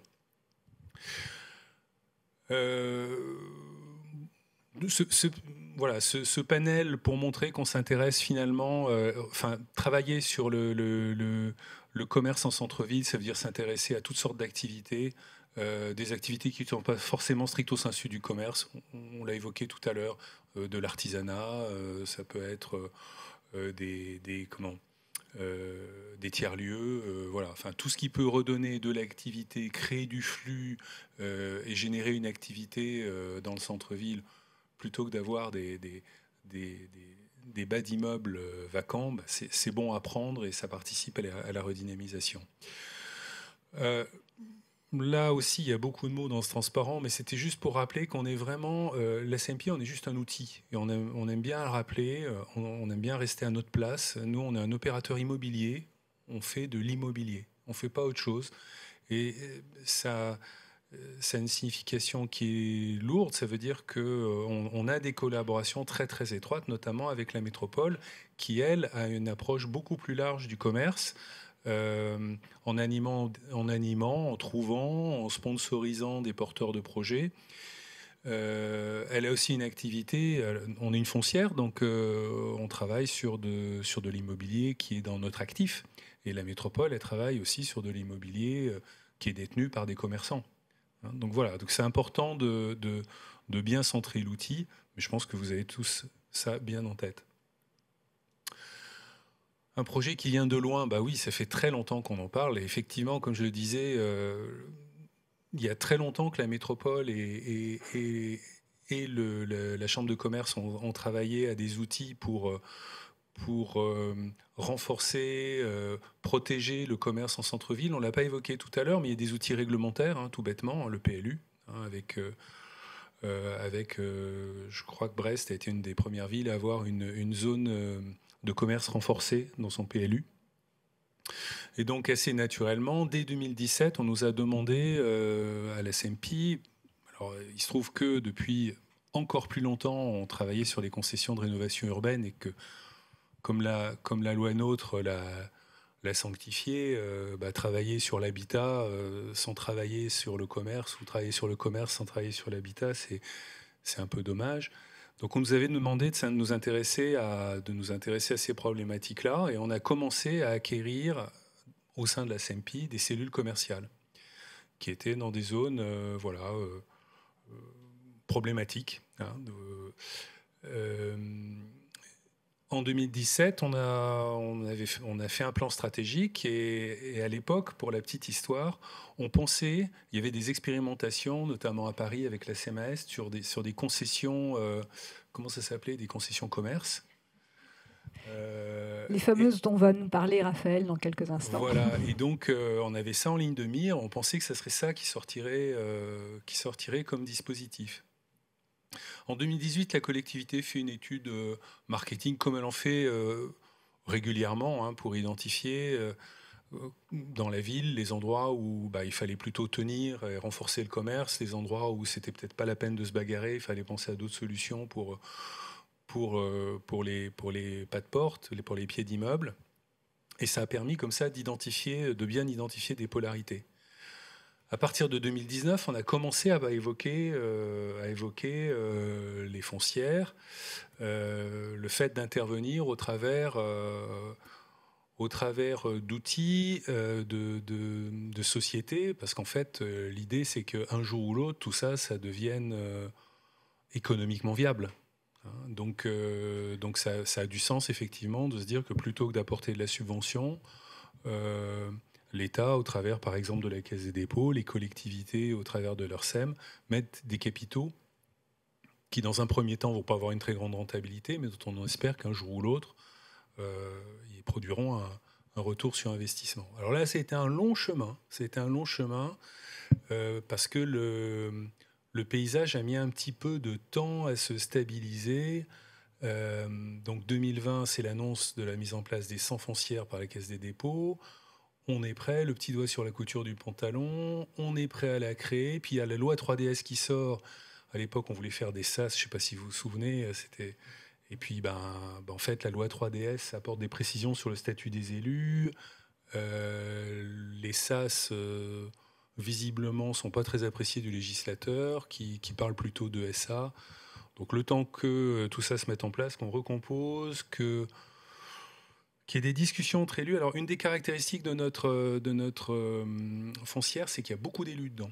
C'est-à-dire qu'ils ont tenu à être représentés dans les instances, et y compris le président directeur général, qui est un élu. Ce qui est une prise de risque aujourd'hui, hein, dans le nouveau cadre tel qu'on est. Mais il voulait marquer que le commerce et le commerce de centre-ville, c'était un sujet d'élus. Voilà. Et puis on arrive finalement le 23 janvier 2023 à la création de la foncière. Alors le périmètre, on a essayé de concentrer l'effort. On a travaillé beaucoup en amont avec la CMAEST, hein, avec Magali Vernet. Et elle avait attiré notre attention et on est toujours focus là-dessus, sur le fait de dire ciblez votre effort, ciblez votre effort, ciblez votre effort. De toute façon, l'histoire fait que on va être amené à regarder un petit peu à côté. Mais cet effort de ciblage, c'est un effort qui est constant. Et là, au bout de bientôt 3 ans, on va faire bouger un petit peu le périmètre, mais en gardant ce souci, d'avoir un périmètre cohérent. On l'évoquait tout à l'heure, on en parlera, l'ORT, et de ne pas se disperser. Donc notre secteur, il est très centre-ville. Au démarrage, il est très centre-ville de Brest. Pour ceux qui connaissent Brest, on a un axe Siam-Jaurès qui est toujours très vivant dans la nostalgie des Brestois, parce que c'était la grande rue où les pompons rouges déambulaient. Alors il y avait des commerces tout le long. Alors c'était un bar-épicerie, un bar-pharmacie, un bar cordonnier. Voilà. Puis bon, il y a quand même moins de marins, il y a moins de bars. Donc le commerce est en train de se restructurer dans l'imagerie. Dans la nostalgie, on rêve toujours de cette allée qui est plus longue que les Champs-Élysées, hein, qu'il faut le faire quand même. Peuplée de magasins, mais en fait aujourd'hui notre problématique c'est retrouver des polarités sur cette très longue avenue qui n'a pas la capacité à être commerçante de bout en bout. Donc on a deux pôles sur cette rue. On a le quartier de recouvrance et notamment le bas, la place de la Porte, donc qui est un petit peu la carte postale de Brest, au-dessus de la Pinfel, avec par contre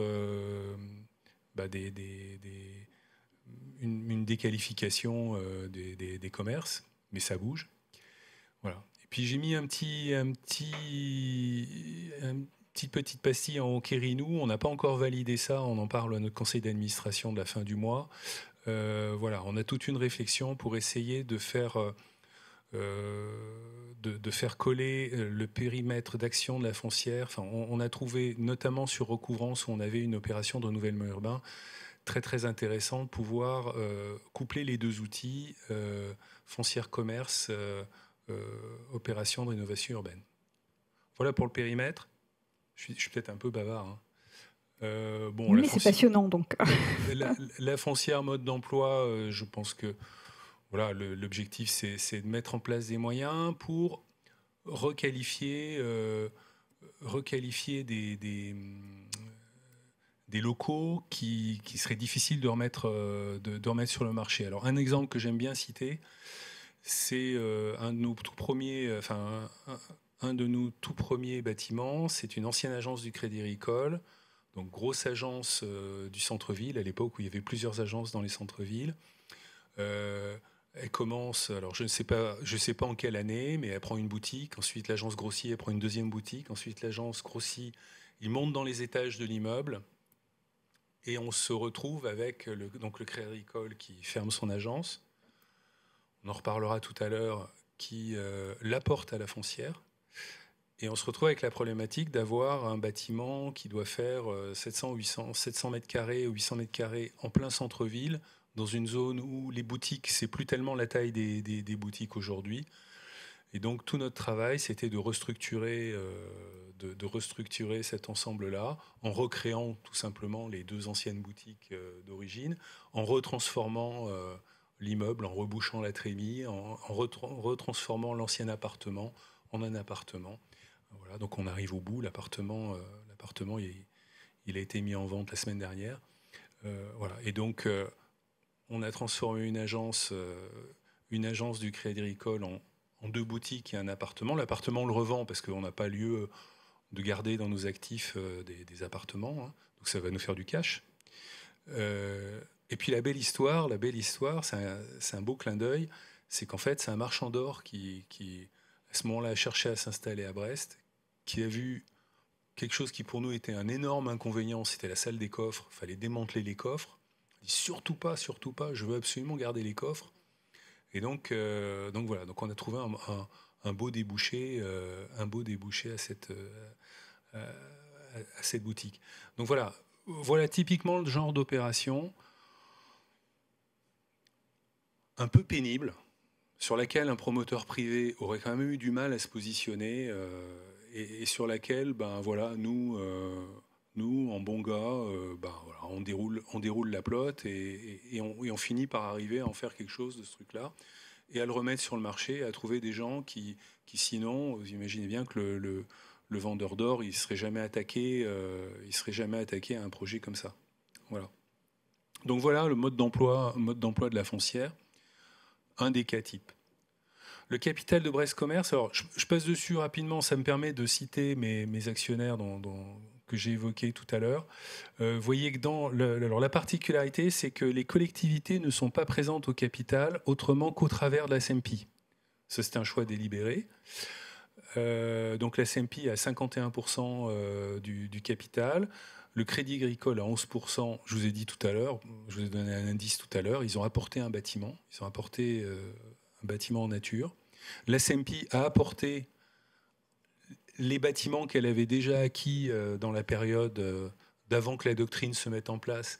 On a apporté pour environ 1,8 million d'euros de locaux et du cash. Caisse d'épargne, CCI, Crédit Mutuel, Banque des Territoires, 33%, merci. Voilà. Pour la petite histoire, le Crédit Mutuel, on était arrivé au bout, quasiment au bout, ils nous disent « Oh, on est une agence à vous apporter. » On va dire bah « Non, ça fait 3 ans qu'on galère à monter l'affaire et monter le... On va pas... On va au bout, ce ne sera pas un apport en capital, on l'achètera. » Voilà. Oui, donc la particularité, c'est qu'on a environ 2,3 millions, 2,4 millions qui sont des apports en nature dans ce capital, entre les boutiques de la SMPI, l'apport du Crédit Agricole. L'autre particularité, mais je pense que ça doit se faire partout ailleurs, c'est que le pacte d'actionnaires prévoit que les actionnaires puissent abonder en CCA. Si nécessaire, le moment venu, pour l'instant, on n'a pas appelé de CCA. Voilà le portefeuille. Donc, on envisageait, là, au bout de 2 ans, on est toujours sur le même volume. Le volume en surface, on est équivalent. On a pris des locaux un peu grands, donc on va plutôt être sur 30 locaux. Vous voyez l'évolution. 8 millions d'acquisitions, besoin de financement entre 8 et 10 millions d'euros. Bah oui, parce qu'effectivement, quand on monte le BP, il y a des dépenses, des recettes. Le solde de tout ça crée un besoin de financement en plus du financement des acquisitions. Donc je rappelle qu'on a apporté 7 cellules, SMPI, le Crédit Agricole 1. Donc on a fait cette division lot qui s'est bien passée. On est en train d'acquérir 3 locaux. On évoquait tout à l'heure... Alors, l'intérêt des business plans, c'est que l'encre ne refuse pas le papier. On se doutait bien que ça n'allait pas aller aussi vite que ce qui était écrit dessus. Dans la pratique, ça se concrétise. Et je pense que ce que tout le monde constate, parce que je ne pense pas que c'est une spécificité brestoise, c'est que le taux de vacances ne reflète pas le nombre de bâtiments à vendre. Le taux de vacances reflète le nombre de fonds de commerce éventuellement qui pourraient être repris, et dans de nombreux cas, les propriétaires, même si le bâtiment est vacant, il y a un cadre aujourd'hui qui fait qu'ils préfèrent garder leur bâtiment. Donc c'est pas si simple que ça, mais bon, on avance. Et surtout, l'autre élément, je vous disais tout à l'heure, c'est ce recalage du périmètre, qui à mon avis sera quelque chose de constant au cours de la vie de la foncière, parce que là on est vraiment sur la stratégie... on mixe la stratégie immobilière et la stratégie politique sur le territoire, avec cet outil qui est l'ORT, qui nous assure qu'on reste cohérent dans nos périmètres, le périmètre des concessions de renouvellement urbain, le périmètre de la foncière, et qu'on donne du sens à tout ça, et que c'est lisible, y compris par les services de l'État. Voilà. Voilà, et je crois que j'ai terminé. Oui, j'ai terminé. Merci. Merci beaucoup. Est-ce que nous avons des questions en distanciel, Mathieu, ou dans la salle ? 2 questions en distanciel, peut-être pour commencer. Une question sur la stratégie de commercialisation. Essayez-vous d'ouvrir simultanément plusieurs structures rénovées, c'est-à-dire avoir un effet levier d'ouverture massive pour plusieurs porteurs de projets qui s'installent en même temps et qui, en quelque sorte, unissent leurs forces. Autre question sur le plan d'affaires, du coup, c'était peut-être ce que vous venez d'évoquer. Quel est le montant global de ce plan d'affaires par rapport à votre capital social de 4,7 millions ?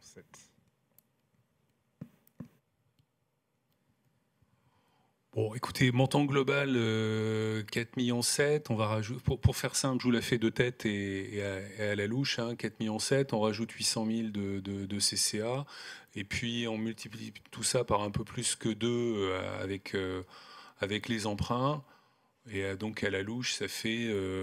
donc, j'étais à 4 millions. Ça fait un peu plus. Ça fait 12 millions, quoi. 10-12 millions. L'ouverture massive, on est plus aujourd'hui régulé par notre capacité à faire des acquisitions, notre capacité à trouver des porteurs de projets, sachant que là, on a une alchimie qui est compliquée, parce que par nature, et c'est notre feuille de route, on doit équilibrer. Et donc, qui dit équilibrer, dit... lancer les travaux, caler les acquisitions le plus possible avec le fait d'avoir trouvé un porteur. C'est le secret de l'équilibre. Si vous achetez, vous faites les travaux et qu'il n'y a personne dedans, vous commencez à courir des risques. Après, l'équilibre est compliqué parce que c'est vrai que il faut qu'on fasse attention à ce que, quand on touche des subventions, par exemple, on nous accuse pas de subventionner indirectement les gens qui utilisent les locaux. Donc tout ça pour dire qu'aujourd'hui, on n'est pas confronté à une problématique d'ouverture massive parce qu'on ne fait pas d'acquisition massive, tout simplement. Et qu'on met sur le marché, on essaye le plus possible de coordonner l'acquisition, les travaux et la mise sur le marché. Est-ce qu'il y a d'autres questions? Moi, j'en ai une petite, le temps peut-être que d'autres questions émergent dans la salle, ou en essentiel sur la manière dont vous travaillez avec les services de la métropole. L'articulation, la complémentarité, la détection peut-être de potentiels locaux à acquérir. Voilà. Comment ça fonctionne, cette articulation-là?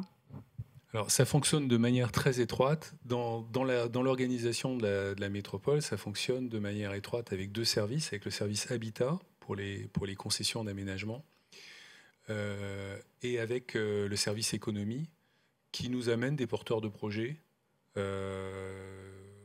Voilà, clairement, c'est eux qui sont dans la prospection, l'animation commerciale. Voilà. Donc le sourcing et du coup justement sur la complémentarité des enseignes dans le centre-ville, vous travaillez aussi avec eux, j'imagine, ou c'est vraiment plus par opportunité en fonction effectivement des preneurs il faut admettre, en particulier sur les zones sur lesquelles on travaille, que on travaille plus par opportunité que par qu'au travers d'une stratégie où on orienterait, on canaliserait une foule de porteurs de projets qui cherchent absolument à s'installer. On est quand même, on est un peu touché par la problématique de spécialisation qui était celle de Paris, c'est-à-dire, par exemple, les fast-foods qui vont coloniser certaines zones. Voilà. Mais entre avoir une cellule vide ou avoir un fast-food, si possible qualitatif, d'autant plus que tous ceux qui s'installent aujourd'hui, et ils nous expliquent toujours qu'ils sont très qualitatifs, il vaut mieux avoir un fast-food, clairement.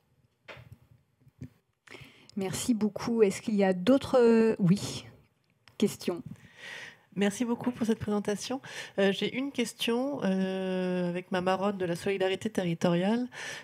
Comment ça ruisselle? Est-ce que ça peut ruisseler votre activité sur d'autres communes? J'ai peut-être pas tout bien entendu, c'est-à-dire peut-être que vous n'intervenez que sur Brest. Voilà, vous parlez des périmètres justement un peu précis sur le territoire et la commune de Brest. Est-ce qu'il y a une vocation pour vous aussi à intervenir dans d'autres communes d'un territoire plus large? Alors vraiment, je vous remercie d'avoir posé la question. On ne l'a pas préparé ensemble, mais j'avais complètement oublié d'évoquer dans les évolutions de périmètre, on a une demande de la commune de Gouesnou, qui est une des communes de la métropole. On a une demande de la commune de Gouesnou d'intervenir sur son centre-bourg avec une problématique un petit peu différente. C'est un centre-bourg qui est... ma foi, en pleine redynamisation et plutôt actif. Et la commune avait comme objectif de garder dans le giron public des cellules qui étaient positionnées, une cellule qui était positionnée sous la halle, et avait comme objectif d'en construire une deuxième, et se disait que c'était vraiment pas... On évoquait tout à l'heure le fait de faire des commerces en régie, mais l'état de leur réflexion, c'était de dire, bon, on a fait la première, il faudrait en faire une deuxième, elle est sous la halle, on aimerait mieux que ça reste dans un périmètre public, voilà, où on a l'assurance de s'entendre. Et il faut en développer une nouvelle. Et donc, j'ai oublié de le mentionner, effectivement, merci de me donner cette occasion. La discussion entre les élus était de dire, bon, effectivement, la grosse problématique, c'est la problématique centre-ville. Maintenant, il y a 8 communes dans la métropole. Il y a une commune qui avait un besoin. On a examiné. C'était quelque chose qui avait du sens par rapport à l'outil foncière. On était bien dans une redynamisation d'un bourg. Et donc on a acquis de la commune la cellule qui existait. Et on est en train de construire, les travaux sont lancés depuis un mois, on est en train de construire une deuxième cellule dans ce centre-bourg. Voilà, ce qui permet de développer du commerce autour de la halle, tout en restant dans un mix d'espaces publics, de différentes formes de possession d'espaces publics. Merci d'avoir posé la question. Merci beaucoup, Christian. Je vous propose qu'on partage désormais avec Raphaël, avec l'expérience de la SPL Marne-aux-Bois. Et peut-être avant de rentrer dans la présentation de ce que fait la SPL et de l'ensemble de votre activité, vous témoignez cet après-midi, mais vous avez une belle séquence ce matin qui permet de mettre en valeur le savoir-faire de la société. Si vous voulez nous en dire un mot. Merci Isabelle. Oui, très belle occasion de parler de Val-de-Fontenay, puisque on a la chance avec cette opération d'aménagement donc de 100 hectares situés sur le RER A et le RER E, demain la ligne 15 du Grand Paris Express et la ligne 1 du métro, on l'espère. Donc on a signé cet accord de démonstrateur de la ville durable, donc en présence du préfet du Val-de-Marne qui était présent et du président de la Banque des Territoires qui nous faisait l'honneur de sa présence. Et donc on est absolument ravis. Alors sur des thématiques qui sont pas forcément en lien avec ce dont on discute aujourd'hui, même si en aménagement tout est au final un peu lié, mais sur un principe de décarbonation, donc de transition écologique des territoires autour de 4 axes, on va dire, centraux, que sont pour nous la transformation de bureaux en logement, puisqu'on a un parc d'activités tertiaires assez structurant, avec des taux de vacances qui sont très importants, même si le pôle reste absolument attractif d'un point de vue économique. Donc on a 200 000 m², enfin 150 000 à 200 000 m² de bâtiments de bureaux qu'on va transformer en logements, donc qui sont absolument déterminants dans le cadre du respect de la trajectoire des accords de Paris, et la question du réemploi et de comment est-ce qu'on traduit aussi d'un point de vue financier des incitations à faire mieux d'un point de vue environnemental, donc de ne pas systématiquement être dans la répression, la punition, la sanction, mais d'avoir des incitations à agir et récompenser les bonnes pratiques aussi d'un point de vue financier. Voilà pour en dire quelques mots très rapides, mais voilà. Du coup, c'est une belle séquence aujourd'hui et encore merci pour cette invitation sur un sujet tout à fait complémentaire dans le cadre du Faire la Ville. Quelques mots sur la SPL Marne-aux-Bois, votre activité, le périmètre d'intervention. Alors oui, j'ai dû préparer une petite carte qui montre ça. Donc SPL, on a fait tout un topo tout à l'heure sur ce que c'est une SPL, donc j'y reviens pas. On est donc un actionnariat 100% public, nous majoritairement détenus par la ville de Fontenay-sous-Bois, donc on intervient à l'est de Paris, donc en très proche première couronne. On intervient également pour le compte de la ville de Nogent-sur-Marne, de Champigny-sur-Marne et de Brie-sur-Marne, avec l'entrée au capital aussi, il y a quelques années de cela, de l'EPT, donc l'établissement public territorial Paris-Est, Marne et Bois. En termes d'expertise, on a 4 métiers, on est une vingtaine de collaborateurs, on a un tout petit capital social puisqu'on a 1,2 million avec les fonds propres, on doit arriver à 2 millions cette année, mais ce qui va de fait avoir pour conséquence aussi d'apporter des limites aussi à l'action, notamment sur la question des commerces, puis d'un point de vue notamment de levier financier. Donc on intervient en aménagement de façon assez classique, et c'est, on va dire, 90% de notre chiffre d'affaires qui est concerné par l'aménagement, la construction pour le compte des collectivités, donc en mandat, en maîtrise d'ouvrage direct, donc des équipements publics pour le compte des collectivités, la mobilité, notamment du fait de la présence du pôle de Val-de-Fontenay sur notre territoire, puisque là on a tous les opérateurs possibles et inimaginables franciliens qui sont regroupés, et on peut également, donc en coordination, on va dire, de tous ces acteurs-là sur la réalisation des espaces publics de ce pôle, et on a aussi une compétence en termes de gestion de parcs de stationnement. Et pour ce qui nous intéresse plus aujourd'hui, mais qui est une petite part de notre activité, on va dire, aujourd'hui, qui est le commerce de proximité, avec un fonctionnement en fait de type foncière, mais opéré directement en propre par la SPL, donc dans le cadre évidemment de contrat, puisque du fait des statuts de la SPL, on ne peut intervenir que dans le cadre d'un contrat avec nos collectivités, comme ça a été nos collectivités actionnaires, comme ça l'a été rappelé tout à l'heure. Dire un mot sur notre statut d'entreprise à mission. On l'est depuis maintenant 3 ans. On s'est doté pour cela, et de façon collaborative et collective avec l'ensemble de nos collaborateurs, d'une raison d'être, qui est celle d'assembler les métiers et les compétences, ouvrir de nouveaux possibles pour aménager des villes durables, émancipatrices et sobres qui participent à la vitalité de l'Est parisien, qui se décline dans le process de l'entreprise à mission par la mise en place d'objectifs sociaux et environnementaux, ce qu'on appelle des OSE. Nous, on en a 5, pour vous dire que la question, évidemment, des raies de ville, des rez-de-chaussée, de la revitalisation commerciale est extrêmement important, et qu'elle rejoint au moins 2 de nos OSE. Donc, d'une part, du point de vue des écosystèmes locaux en place qu'il faut venir activer et régénérer, et bien sûr sur la question des lieux qui rassemblent, accessibles à toutes et tous. Sur la stratégie patrimoniale qui est notre sujet d'aujourd'hui, il y a 2 axes. Le commerce qui était, on va dire, la thématique centrale de cette discussion, que je vous propose d'ouvrir aussi à la question de l'activité productive et de la ville productive, parce qu'aujourd'hui, c'est un vrai sujet, un vrai défi aujourd'hui pour nous.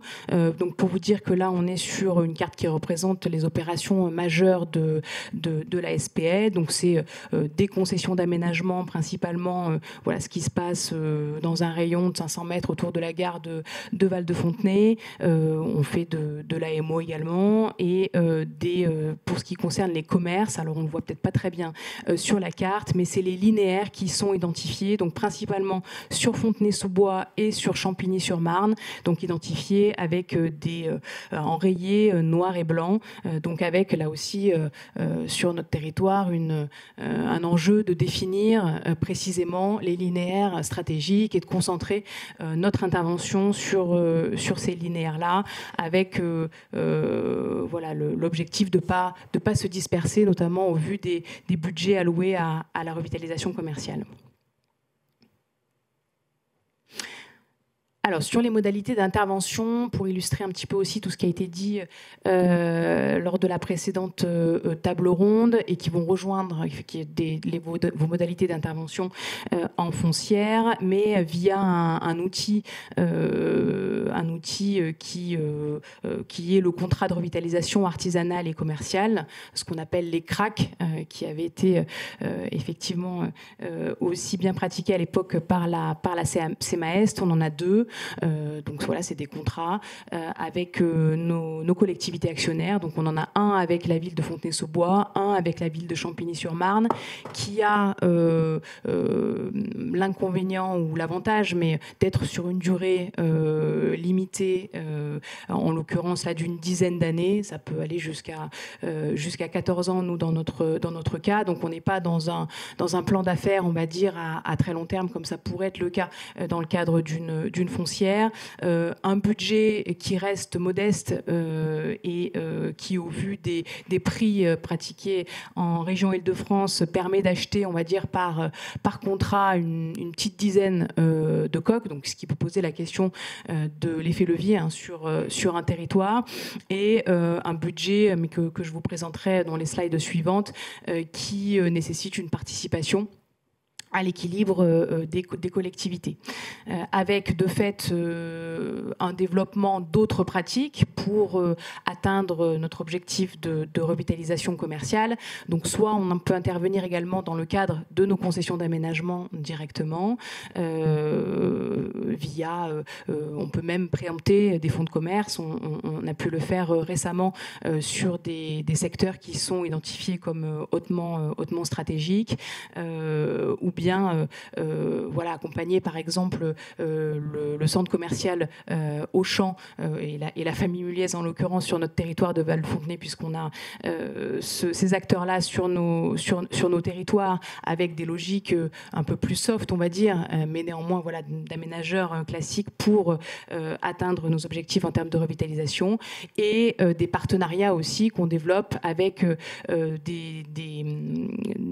en l'occurrence là la métropole du Grand Paris, donc à une échelle beaucoup plus importante, qui a mis en place assez récemment sa foncière centre-ville vivant, et qui, par comparaison même au capital de votre foncière ou de la SPL, sont à 25 millions d'euros aujourd'hui pour intervenir alors sur tout le périmètre de la métropole, mais qui néanmoins représente une capacité d'intervention d'un point de vue financier tout à fait structurante. Donc nous, on intervient de façon assez pragmatique en développement, pour répondre à une vision du territoire qui demeure de fait, qui est de revitaliser le commerce de proximité avec les outils dont on dispose, et en l'occurrence la foncière en est un tout à fait intéressant.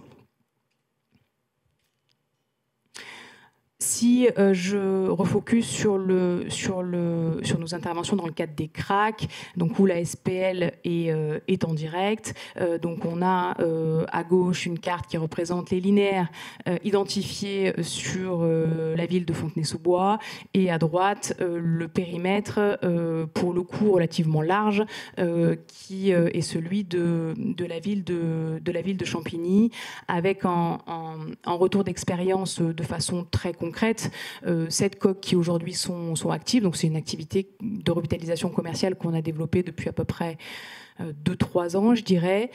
Donc cette coque active avec un impact sur le territoire, même si c'est limité en termes quantitatifs, je dirais qu'en termes qualitatifs, on sent que ça a fait bouger les lignes.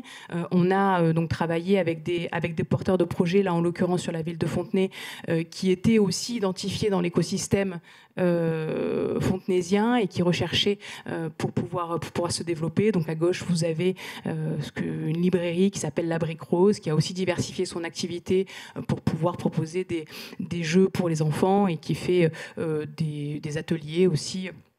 Donc on est dans le centre de Fontenay. Peut-être juste avant de revenir sur ces cas concrets, préciser que dans le cadre de la ville de Fontenay, puisqu'on est sur cet exemple-là, on n'a pas de centre-ville fort identifié, c'est-à-dire que d'un point de vue de la composition de la ville, on a donc d'un côté le RER de Fontenay-sous-Bois, de l'autre côté le RER de Val-de-Fontenay, entre les deux la crête, les équipements publics qui sont situés sur la crête, avec une diversité aussi de population assez forte, que l'on se situe côté du bois de Vincennes, où les prix de sortie peuvent être à 15 000 euros par mètre carré, ou du côté de Val-de-Fontenay, où les prix sont à 4 000 euros du mètre carré. C'est pour caricaturer un petit peu le sujet, mais avec un travail extrêmement important sur, du point de vue de la vision aussi territoriale, d'identifier quelles sont les polarités justement commerciales à potentiel,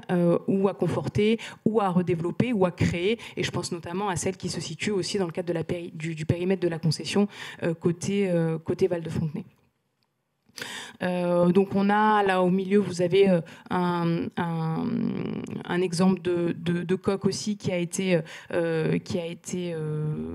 donc c'est de la restauration assez qualitative qui s'appelle Optima Eva, et à droite on est vraiment donc en face de l'église dans ce qu'on appelle le village à Fontenay-sous-Bois avec une success story donc d'un jeune pâtissier qui a grandi à Fontenay dans la ZUP et qui voilà, a réussi à ouvrir sa pâtisserie, et il est désormais, enfin on vient de tout l'Est francilien pour venir acheter ces pâtisseries. Donc voilà, là un vrai impact en tout cas concret sur l'intervention telle qu'elle a pu être menée.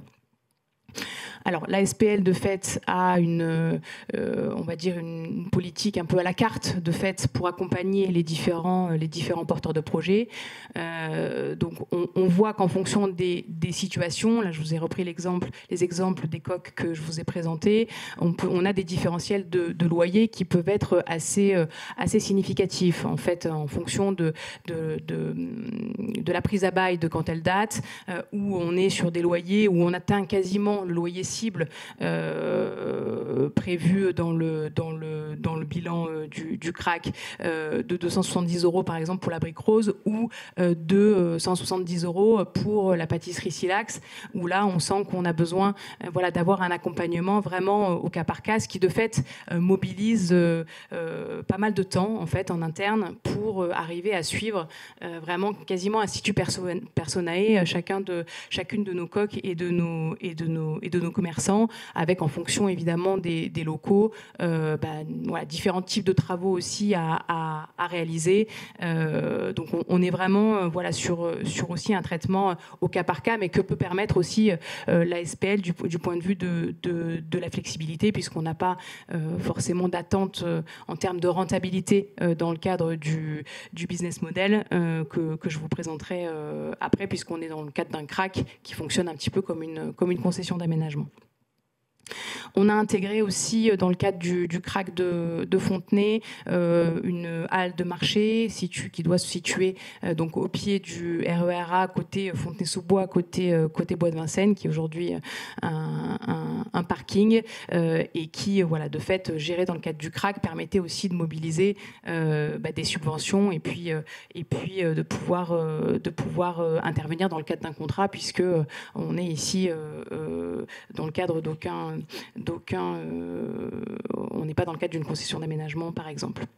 Alors là, c'est sur des exemples à Champigny, mais je passe assez rapidement, mais c'est des porteurs de projets qu'on est allé chercher via des dispositifs de type plateau urbain, où je vois qu'il y a Basse Commune aussi dans la salle, qui sont des dispositifs absolument essentiels. Enfin, nous, en Ile-de-France, on a la chance, et notamment sur ces territoires-là, d'avoir quand même une communauté de porteurs de projets qui est tout à fait riche et qui, de fait, permet d'avoir voilà, même des critères de choix et de sélection auprès des porteurs de projets, ce qui évidemment n'est pas toujours le cas en fonction du dynamisme des territoires. Donc là, on a ouvert une épicerie bio qui travaille beaucoup sur les circuits courts, donc sur des fruits et légumes, une cave à vin, alors qui fonctionne très très bien parce qu'elle est située vraiment en plein centre de Champigny et qui est accompagné de toute une opération de revitalisation avec la création d'équipements publics aussi, d'espaces publics. Donc là, on est dans une vraie complémentarité d'opération. L'image d'à côté qui est au centre, c'est une cave à vin, mais c'est difficile hein, pour le commerçant. Là, on est sur un point de deal historique de la ville de Fontenay, avec de fait une intervention qui nécessite de pouvoir non seulement intervenir sur le rez-de-chaussée, mais aussi sur ce qui se passe au-dessus. Donc on a acheté aussi les logements qui sont au-dessus, et il tient bon. Ça fait 3 ans, ça fonctionne, mais c'est pas facile tous les jours. Et à droite, ce qu'on appelle le chalet des bords de Marne, donc qui est situé sur le même linéaire que l'épicerie, mais plutôt en bout. On est vraiment sur un immobilier type guinguette des bords de Marne qui était en décrépitude et que pour l'instant on n'a réussi qu'à activer de façon transitoire et temporaire avec des porteurs de projets qui notamment se suivent dans les périodes estivales puisqu'il y a une petite plage derrière, ça joue à la pétanque, il y a des transats, ça fait des barbecues, donc c'est assez sympa, mais pour l'instant on a une vraie difficulté à pérenniser un porteur de projet sur cet actif-là parce que le coût des travaux, notamment de réinvestissement, est très significatif et nécessite de fait un investissement au départ qui est très important, sur lequel nous-mêmes on regarde pour pouvoir se positionner et aider à activer l'investissement.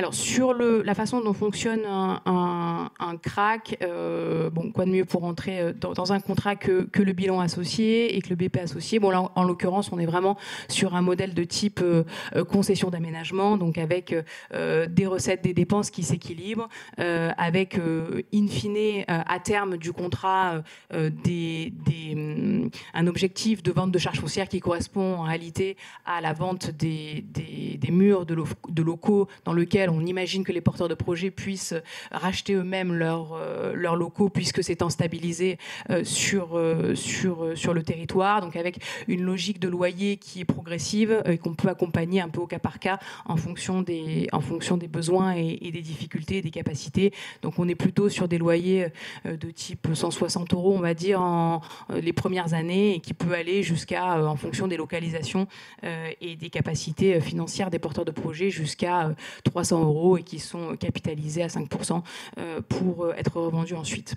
On a, comme je vous le disais, une participation à l'équilibre puisque ce sont des bilans qui sont malheureusement déficitaires. Il n'y a pas de rentabilité là-dessus. Vous voyez que c'est vraiment équilibré avec des montants d'acquisition qui en plus ne reflètent pas là tout à fait la réalité. C'est-à-dire que malheureusement, on est confronté à des prix à l'acquisition de ces actifs qui sont assez chers. De fait, une action qui du point de vue de la SPL, nous a fait poser à un moment donné la question de créer une foncière dédiée pour pouvoir avoir un effet de levier plus important. Il se trouve que la métropole s'est dotée un peu en parallèle d'un outil qui visait à faire la même chose. Donc aujourd'hui, on travaille en fait en partenariat avec la métropole du Grand Paris qui dispose de cette foncière, donc centre-ville vivant, qui est en plein développement, alors qui a, elle, pour mission de travailler sur l'ensemble de la métropole, ce qui peut poser plein de questions en termes de stratégie et de réel impact aussi à l'échelle de la métropole, mais qui a la capacité pour nous de travailler soit dans le cadre des concessions sur des immobiliers neufs, donc sur des rez-de-chaussée de bâtiments donc c'est le travail qu'on mène sur Val-de-Fontenay, donc sur des linéaires qui ont été identifiés comme stratégiques, et donc là vraiment on travaille très en amont sur l'acquisition des rez-de-chaussée, ce qui nécessite d'avoir calé évidemment avec les opérateurs immobiliers les loyers, les contraintes techniques et les types le plan de merchandising très en amont, ou en portage direct, comme une foncière classique pourrait le faire en centre-ville, et ce qui permet d'avoir un effet de 10 coques, on va peut-être passer à 20, et de fait on a vraiment un effet levier qui peut être tout à fait intéressant, avec de fait évidemment un partenariat avec la collectivité qui est très fort, mais de fait la collectivité perd un peu aussi la main en direct sur notamment le suivi des porteurs de projets, bien que dans la réalité, on travaille en partenariat très, très, très, très étroit sur toutes les phases du projet. Une petite ouverture peut-être sur la question de l'activité productive. Je me demandais d'ailleurs, en voyant les premières cartes qui identifient un peu sur le territoire national l'ensemble des outils qui ont été mis en place pour développer l'activité commerciale, qu'est-ce qu'il en serait sur le développement de la ville productive. Aujourd'hui, le constat, c'est que le développer et maintenir de la ville productive, alors nous avec peut-être un tropisme aussi en région Île-de-France, mais est un défi vraiment du quotidien, avec un manque de bonnes pratiques, on va dire, sur lequel on peut réellement capitaliser, même à l'échelle nationale, et pourtant un besoin absolument criant de pouvoir maintenir le développement de l'activité productive. Enfin, dans toute ma carrière et depuis le début de mon activité, on a toujours acheté des fonciers de développement économique productif pour en faire de la ville, ce qui a, sans prendre en compte cette dimension de ville productive, ce qui a eu pour conséquence d'évincer toujours plus loin l'activité productive. Et aujourd'hui, vous le disiez, on manque cruellement de locaux et même de porteurs de projets, d'ailleurs, en activité productive, qui sont capables de participer au développement économique des territoires. Donc c'est pour ça que nous, en termes de stratégie, sur le commerce, je pense qu'on a atteint un peu un niveau de maturité qui va nous permettre de faire rouler, on va dire, quelques coques, mais de rester dans le cadre qui avait été défini initialement de cette dizaine de coques actives, de travailler en partenariat avec des acteurs qui sont aussi calibrés pour ça, et de recentrer plutôt notre intervention sur la question de la ville productive via, donc pareil, hein, même fonctionnement que des foncières en développement commercial, qui permettent d'acheter, de faire les travaux, de gérer, d'exploiter derrière ces activités pour aller au-delà du transitoire, c'est-à-dire qu'on se rend compte qu'on a des écosystèmes qu'on a pu créer qui sont pas évidents en réalité, qui n'existent pas forcément d'eux-mêmes, et qui se sont développés sur le territoire de Fontenay, qu'on aimerait réellement, donc avec là des dispositifs qu'on a travaillé avec Plateau Urbain par exemple, et qu'on souhaiterait pouvoir vraiment pérenniser sur le territoire, avec la question évidemment des plans d'affaires, des niveaux de loyer. Aujourd'hui, on voit que ce qui est attendu pour le développement de l'activité productive, c'est des rendements à hauteur de entre 7 et 10% pour des loyers qui sont compris entre 150 à 200 euros. On entend même des loyers pratiqués pour l'activité productive à 230 euros, qui sont en réalité assez déconnectés de la réalité des acteurs de la ville productive aujourd'hui, et qui nécessitent de repenser peut-être les business plans et les modèles d'affaires pour arriver à réellement relever ce défi de la ville productive, parce qu'en réalité, en Ile-de-France en tout cas, il n'y a plus beaucoup de fonciers disponibles, donc il y a un vrai enjeu à pouvoir identifier ces fonciers-là, les sacraliser, mettre en place les outils, notamment de type foncière, parce que là aussi, la SPL ne pourra pas le faire en intervention directe, mais de mettre les outils en place pour pouvoir réellement avoir un impact fort sur ces questions-là, en pratiquant des actifs immobiliers qui font coïncider l'offre et la demande de façon beaucoup plus satisfaisante, avec des modélisations de portage qui vont être à peu près les mêmes que ceux d'une foncière, commerce, et avec des montages qui peuvent être aussi là tout à fait divers, et qui pourront peut-être d'ailleurs faire l'objet d'une prochaine table ronde de la Banque des Territoires.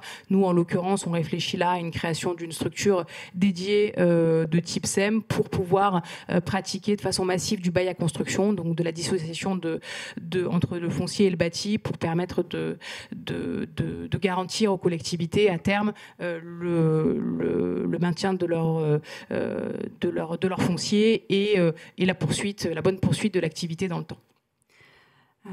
D'où la complémentarité des outils entre eux. Alors peut-être que sur le schéma, c'est pas forcément la SPL qui crée la SEM, mais en tous les cas, pour une collectivité, d'avoir une pluralité d'outils, ça renvoie aussi à l'activité initiale de la SEMPI, qui était une SEM patrimoniale, et qui du coup porte ce développement d'activités productives.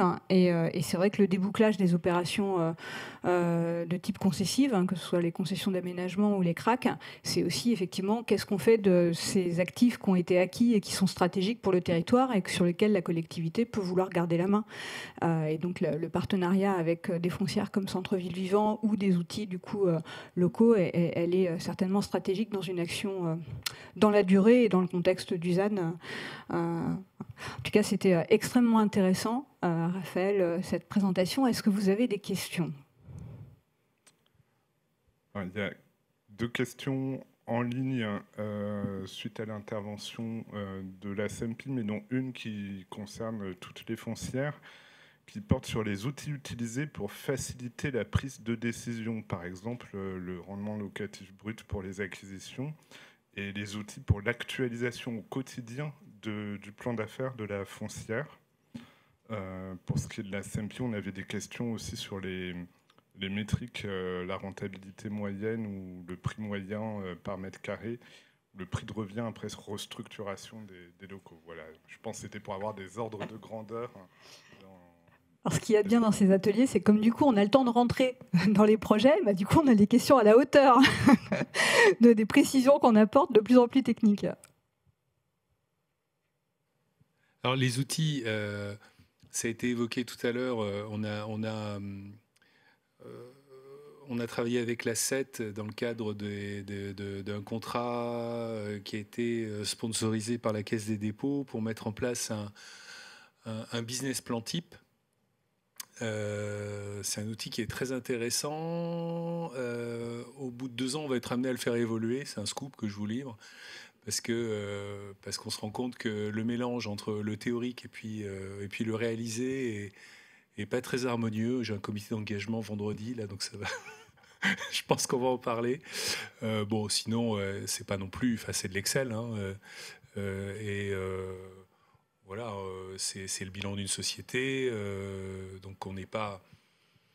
Voilà. Alors sur les métriques, nous on n'est pas tout à fait dans les métriques d'Île-de-France. Hein, nos coûts de restructuration, je regardais hier, on est aux alentours de 1 000 € du mètre carré, sachant que ce qu'on essaie de livrer, c'est un aménagé non cloisonné, que en théorie la vitrine, ce serait au locataire de la prendre en charge, mais on a des problématiques de... Là, par exemple, on a trois boutiques côte à côte. Bon, ça nous semble plus intelligent de prendre en charge, les vitrines, d'avoir un ensemble cohérent. En plus, ça permet de donner un petit peu de pimpant à la ville. Donc voilà, c'est assez variable d'un cas à l'autre. Des fois, on a des bonnes surprises. Je vous ai dit tout à l'heure, on avait intégré le Crédit Agricole, c'était plus de 300 000 € de travaux, dont plusieurs dizaines de milliers d'euros de démantèlement des coffres. Et bah, des fois, on a des bonnes surprises. Des fois, on a des mauvaises aussi. Voilà. On était sur un TRI, de 3,20 si j'ai bonne mémoire. Et là, je vais présenter, au bout de 2 ans, un TRI qui a monté un petit peu à 3,9.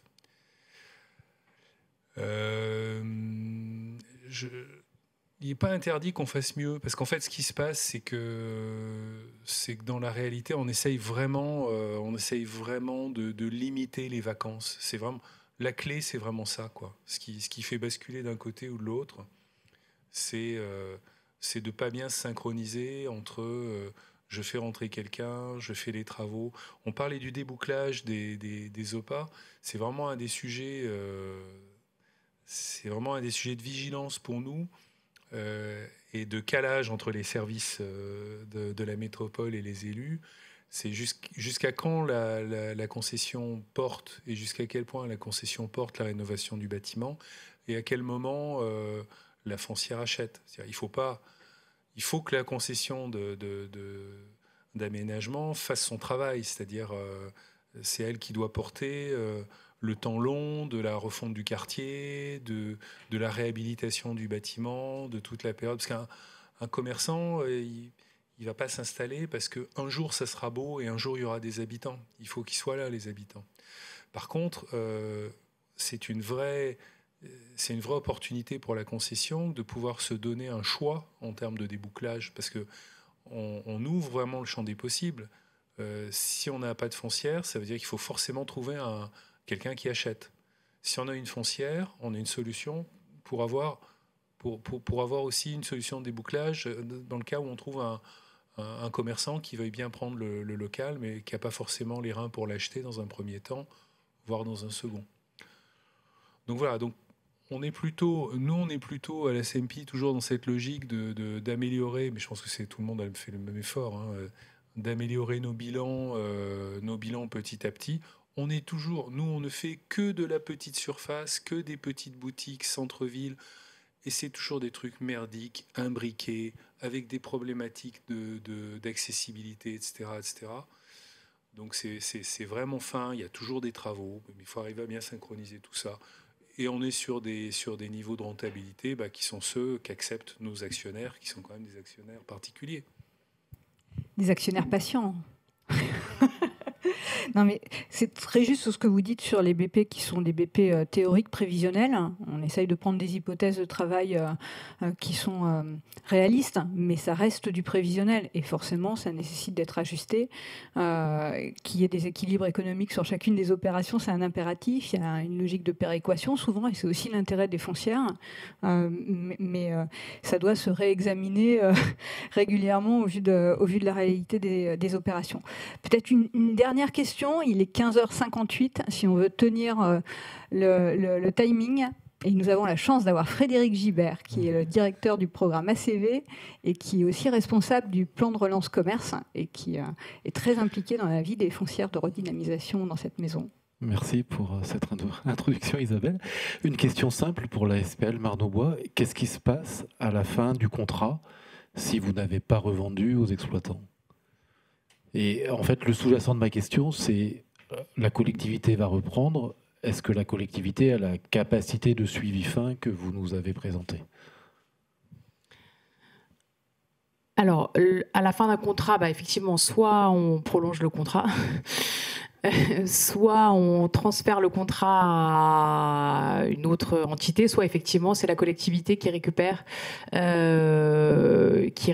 en direct l'ensemble des coques. L'idée c'est que au terme du contrat, néanmoins le bilan soit bouclé et les coques puissent avoir été rachetées par les porteurs de projets ou par d'autres instances.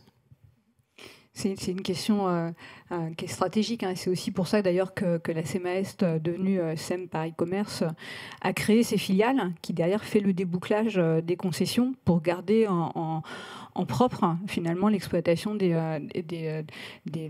commerces les plus stratégiques pour la ville de Paris. Mais du coup, c'est vrai que la solution là entre SEM et la création d'une filiale, ça a du sens. La question effectivement du passage de la SPL, du débouclage de la fin de la concession. Et voilà, il y a quelques SPL qui se posent la question sur effectivement quelle articulation et comment effectivement. Alors là, vous avez peut-être la réflexion avec la foncière centre-ville vivant, mais vous vous posiez aussi tout à l'heure de toute façon la question d'un outil patrimonial qui permettrait d'intervenir sur le territoire. Disons que encore une fois, c'est l'avantage et l'inconvénient d'un CRAC, c'est-à-dire qu'il est sur une durée donnée et qu'on n'est pas du tout dans le cadre d'une foncière où on peut avoir des amortissements sur 15, 20, 30, 40, 60 ans. Donc effectivement, à la fin du contrat, ça se pose la question de qu'est-ce que deviennent les coques. Absolument. Un grand merci à vous deux. C'était extrêmement intéressant, très sincèrement. 16h01, on dépasse à peine. Donc un grand merci de nouveau à tout le monde, tous ceux qui sont intervenus dans la préparation de l'événement.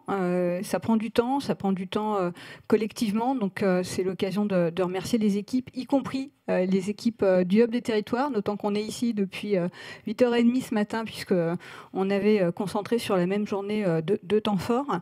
Vous avez l'invitation du Printemps des territoires, je l'évoquais tout à l'heure en introduction, c'est une belle manière de conclure. N'hésitez pas à nous rejoindre le 13 mai prochain, c'est toujours extrêmement intéressant, ce Printemps des territoires qui fourmille d'idées et de retours d'expériences diverses et variées sur la manière dont on peut agir sur les territoires. Et la question du commerce sera aussi abordée à l'occasion du Printemps des territoires. De nouveau, un grand merci à toutes et tous. À très bientôt, normalement le 2 juillet prochain pour le prochain atelier, le 17e. Et merci encore de votre fidélité.